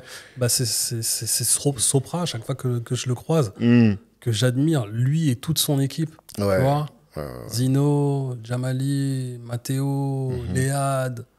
Toute cette équipe-là, ce qu'ils ont construit. À Marseille, apparemment. C'est incroyable. On m'a dit c'est une dinguerie. Ce qu'ils ont construit, c'est incroyable. Mais Sopra, moi, ce qui m'a vachement ému, c'est la première fois que je l'ai croisé. Tu vois, où il m'a dit, mais toi, tu sais pas que tu es notre exemple. Le premier Comorien de l'industrie T'as pas de notes, tu l'as même imité. J'ai fait l'accent, non, j'ai pas fait exprès. Tu l'as imité littéralement. Bon, je sais pas si je l'ai imité ou pas, mais mais tu sais, ça m'a tellement touché quand il me l'a dit. J'avais envie de le prendre dans mes bras. Je crois que je l'ai pris dans mes bras d'ailleurs. Parce que tu regardes qui il est, ce qu'il a fait, ce qu'il fait, et qu'il me dit ça à moi. Bah, j'imagine. Petit Nizar que je suis. Ouais, mais tu vois, parce que quand je dis Comorien nouveau, c'est ça, c'est que t'es un mec du business qui a réussi. Et des Comoriens, en fait, on n'en voit pas beaucoup qui sont, je te dis, les Comoriens qu'on connaît, voilà, très posés, le taf, c'est tout, quoi, tu vois. Et la religion, beaucoup. C'est vrai, c'est vrai, très pieux et tout. Voilà, et là, cette génération, on voit, voilà, Comorien nouveau, vraiment. Non, c'est vrai, mais je commence à en voir quelques-uns, effectivement, même dans le football, hein. Tu vois, les générations, il commence à se passer des choses et tout, mais non, je suis content parce que pendant longtemps, on se moquait un petit peu de nous aussi. Hein. Ouais, des Comoriens. Ah, bah oui. Bah, traditionnel, quoi, en fait. On a pris cher, hein. On a pris cher. C'est juste que vous êtes très traditionnel. Ouais, mais pas que sur ça. Hein. Ah ouais? Ah ouais, on a pris cher. On aimait bien se moquer de cette communauté qui est un microcosme. Tu vois, on n'est pas nombreux déjà. Vous n'êtes pas nombreux, mais vous êtes. C'est ça qui est surprenant en fait. Moi, pour moi, j'ai l'impression que vous êtes nombreux, massifs. Tu vois, parce que déjà vous êtes très solidaires, très entre vous et tout, et on vous identifie. Tu vois, véritablement. Donc, non, c'est vrai. Ok. Et c'est quoi aujourd'hui une journée type de Nizar? Alors, j'ai compris 1h30 de piscine quand tu peux. Exactement. Un déjeuner. C'est quoi? Tu te lèves, avant même le déjeuner, je me lève très tôt. Donc, tu vois, j'essaye d'être à la piscine entre 7h30 et 8h. Ok. Tu vois, donc je fais ma petite heure de piscine, 1h30. Après avoir bien nagé, je rentre bosser. Les mails, les appels, déjeuner. Et ensuite, rebelote, rendez-vous. Tu vois, ça peut être avec un athlète, avec mes associés, avec des partenaires, beaucoup d'administratifs, ce que je déteste le plus. Tu vois, on n'a pas le choix. Ouais, et puis après, ça peut même s'enquiller sur un dîner. Hein. Ok. Ça, c'est les semaines où j'ai pas mes enfants. D'accord, d'accord. T'enchaînes beaucoup. Enfin, tu fais vraiment du relationnel, quoi, beaucoup. Ton métier, c'est beaucoup de relationnel. C'est beaucoup ça. D'accord. Ouais. Et est-ce que tu as mis en place une habitude, autre que le sport, une habitude dans ton business qui a été game changer? Tu t'es dit, putain, depuis que j'ai mis ça dans mon business, ça fonctionne bien, quoi. Tu vois, ça tourne bien. C'est une habitude game changer. J'ai pas mis d'habitude, mais je me souviens qu'à mes débuts, tu vois, avant que Internet devienne ce que c'est devenu, comme je te disais, j'ai grandi en province. Et quand j'ai démarré chez Warner, je prenais le train. Pour aller du Mans à Warner? Ouais, parce qu'à un moment donné, je sais plus pourquoi, je crois que je voulais pas rester sur Paris. Okay. C'était 54 minutes, c'était vite fait. Ouais, c'est pas hyper long. Si t'étais en grande banlieue. Et j'achetais management. Ah oui, c'est vrai, t'as parlé de ça. Oui, je voulais te poser la question, effectivement. Tu lisais beaucoup management. Et tu disais qu'un jour, je serais interviewé dans management. Je l'aurais écrit. Ouais. J'ai écrit au magazine. Oui. J'ai lu le magazine et je le trouvais hyper intéressant. Et j'apprenais beaucoup. Tu vois, et à chaque fois, je me disais, j'ai hâte de recevoir le prochain pour apprendre. Et je me disais, ah ouais, cette histoire-là, ce truc dingue, cette stratégie dingue. Et je leur ai écrit, je leur ai dit, moi, un jour, je serai comme cette personne. T'as reçu une réponse? Et je crois qu'ils m'ont répondu en me disant qu'ils me le souhaiteraient, ou je sais plus, tu vois. Mais qu'est-ce que tu apprenais? Moi, je lis beaucoup la Harvard Business Review. Ouais, mais... t'as un autre niveau, toi. Moi, non, c'est la même chose. C'est la même chose. Non, mais juste, t'as le nom Harvard déjà. Ouais, c'est ça. Voilà, tu vois. Ouais, je te parle de management. Qu'est-ce que t'as des trucs comme ça, tu t'es dit, ça vraiment game changer pour le coup, tu vois? Ouais, parce que pour moi, tu sais, j'étais beaucoup autodidacte. Parce qu'en fait, tu vois, on n'en a pas parlé, mais quand j'étais à la fac, je m'en foutais de la fac, en fait. Tu vois, parce qu'à la fac, déjà, j'organisais des soirées, des teufs. Moi, j'étais déjà dans l'événementiel sans le savoir. Tu vois, et moi, ce que j'adorais, c'est de voir mes collègues, mes camarades venir faire la fête au milieu d'événements que j'organisais moi. Donc, je l'ai fait sur le campus, mais je l'ai fait après en boîte de nuit avec un associé qui était de Paris. Et ça marchait plutôt bien, donc on était assez heureux. Et quand je me suis lancé dans l'autoprod, il y avait des codes en fait, et si t'as pas fait de formation, ce que j'ai fait tard ensuite. T'as fait une formation après? Ouais, en fait, la toute première formation qui existait dans le business de la musique. Oui, c'est vrai. Qu'ont fait plein de gens du business de la musique Soudain, ensuite. là, exactement. Oui, tu vois, donc des présidents de maisons de disques l'ont faite, et j'ai même donné des cours à des gens qui ont eu des places importantes ensuite dans l'industrie de la musique. Ok. Et d'ailleurs, je continue de le faire encore à la SAE, mais à Genève, en Suisse. Okay. Donc, une fois par an, je vais chez eux faire une intervention. D'accord. Et comment dire? Qu'est-ce que tu as appris? Tu étais en train de nous dire ce que tu as appris dans management. Ce que j'ai appris dans management, c'était des stratégies marketing, tu vois, à appliquer à des projets.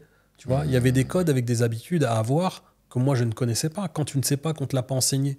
Parce que j'ai pas fait d'école en rapport avec, ou, tu vois. Et cette formation dans l'industrie de la musique, elle était formidable parce que j'ai pris des raccourcis où en 7 mois, j'ai gagné 3 ans de formation. Tu vois, parce que les intervenants, c'était des professionnels de l'industrie de la musique. Tu vois, c'était des avocats, c'était des chefs de projet, c'était des directeurs marketing, c'était des directeurs artistiques, c'était des directeurs juridiques, tu vois, ou des juristes. Et donc, du coup, moi, toutes les questions que j'avais, je pouvais leur poser et j'avais mes réponses. Donc, donc, tu as travaillé avant et c'était peut-être plus intéressant, comme un peu les MBA exécutifs. C'est que tu as déjà ton expérience pro. Exactement. Et finalement, tu vas chercher des réponses auxquelles tu vas trouver des réponses là-bas. C'est exactement ça. Tu vois, et ça, je trouvais ça formidable. D'accord. Et donc, je te dis, oui, dans management, il y avait des habitudes, tu vois, à apprendre que moi, j'appliquais même quand j'étais juste stagiaire.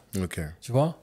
Donc, je me disais, tiens, j'apprends tel truc et je vais le mettre en place. Et quand je le mettais en place, ça fonctionnait. Tu vois, sans que je l'ai appris forcément avec ma formation. Et je me dis, si ça a marché, je vais racheter le prochain pour savoir qu'est-ce qu'il faut que je sache faire dans tu vois, par la suite. Tu vois, l'intelligence émotionnelle, par exemple, je l'ai découvert dans management quand il parlait de ça. Donc, du coup, je suis parti acheter les bouquins sur l'intelligence émotionnelle. Et quand j'ai lu, je dis, j'ai peut-être une autre forme d'intelligence, moi, en fait. Tu vois, je suis peut-être pas un HPI, tu vois, qui va réussir à faire tel truc, mais j'ai d'autres qualités. Voilà, c'est ça. HPE, c'est ça. C'est ça. Souvent, les gens qui network beaucoup, c'est des HPE. Tu vois, et à l'époque où je le faisais et que j'ai lu ça, l'expression, elle n'existait même pas encore. Tu vois, HPE, HPI, ça n'existait pas. C'est récent, effectivement. Comme c'est la fin, je vais te poser une question dont tu ne vas pas me donner la réponse. Je vais t'expliquer pourquoi. Est-ce que tu as des projets en Afrique? Ouais. Tu aurais des choses à dire sur l'Afrique? En fait, l'Afrique, j'y ai vécu 2 ans. Oui, c'est vrai, en Côte d'Ivoire. Exactement. Mais aujourd'hui, juste là, je voulais savoir si oui ou non, tu as des projets vers l'Afrique ou tu as des ambitions en Afrique. Ou... J'ai un souhait, en tout cas. Alors, ce que je voudrais, c'est pour voir qui a écouté le podcast jusque-là. Quand je vais le promouvoir sur LinkedIn, il faudrait que les gens nous disent que tu donnes la réponse à cette question-là. Quel est ton souhait pour l'Afrique? Tu vois ce que je veux dire? Ça marche. Parce que là, on n'aura pas le temps. Et je sais que moi, si je me lance sur l'Afrique, on va parler pendant une heure. Et j'ai une autre question que je pose. Ouais, il est déjà 5 heures. Et il y a une des questions que je pose en dernier. C'est que nous, notre audience, donc, c'est la jeunesse noire qui vit en Occident majoritairement et qui entreprend ou qui souhaite entreprendre.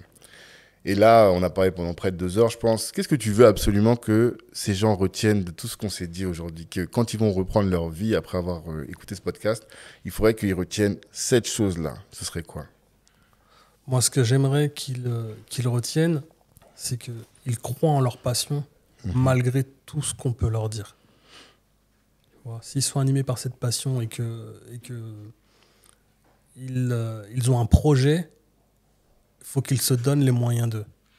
Maintenant, la deuxième chose, c'est qu'ils apprennent à relativiser sur le succès de leur prochain, tu vois, et que de leurs confrères, de leurs sœurs, de leurs frères, ne pas les jalouser. Tu te souviens ce que je te disais par rapport à la solidarité? Malheureusement, on a encore trop de frères et sœurs aujourd'hui qui, quand il y a un confrère qui a un succès, il est jalousé. Faut pas qu'il soit jalousé, il faut qu'il soit pris comme modèle. Tu vois, qu'il soit pris comme modèle, qu'ils se disent qu'ils puissent aussi, s'ils peuvent lui donner de la force, ça veut dire que cette force, indirectement, ils la récupéreront eux aussi. Tu vois, et c'est comme ça qu'on grandira unis. Ok, top. Monsieur Nizar, merci. Merci à toi. Merci pour tout. Merci pour ton temps. Merci pour tout ce que tu as partagé. Je trouve que c'était très généreux. Tu as même révélé des choses qu'on n'a pas entendues ailleurs. Donc, je te remercie beaucoup. Nous, on te suit dans tous les cas. Je vous suis également. Je vais rattraper tous les épisodes que j'ai ratés. T'en as pour 4 ans de podcast. Et à tous, je vous dis merci vous aussi de nous avoir écoutés. Je vous donne rendez-vous la semaine prochaine pour un autre invité. Pensez à liker l'épisode, à le partager si vous pensez que ça peut inspirer un de vos frères ou un de vos sœurs, à commenter et à nous noter. En tout cas, voilà, tous les trucs de youtubeurs, pensez à le faire. Ça nous fera beaucoup de bien pour faire grandir le podcast. À la semaine prochaine. Ciao, ciao. Merci. Merci à toi.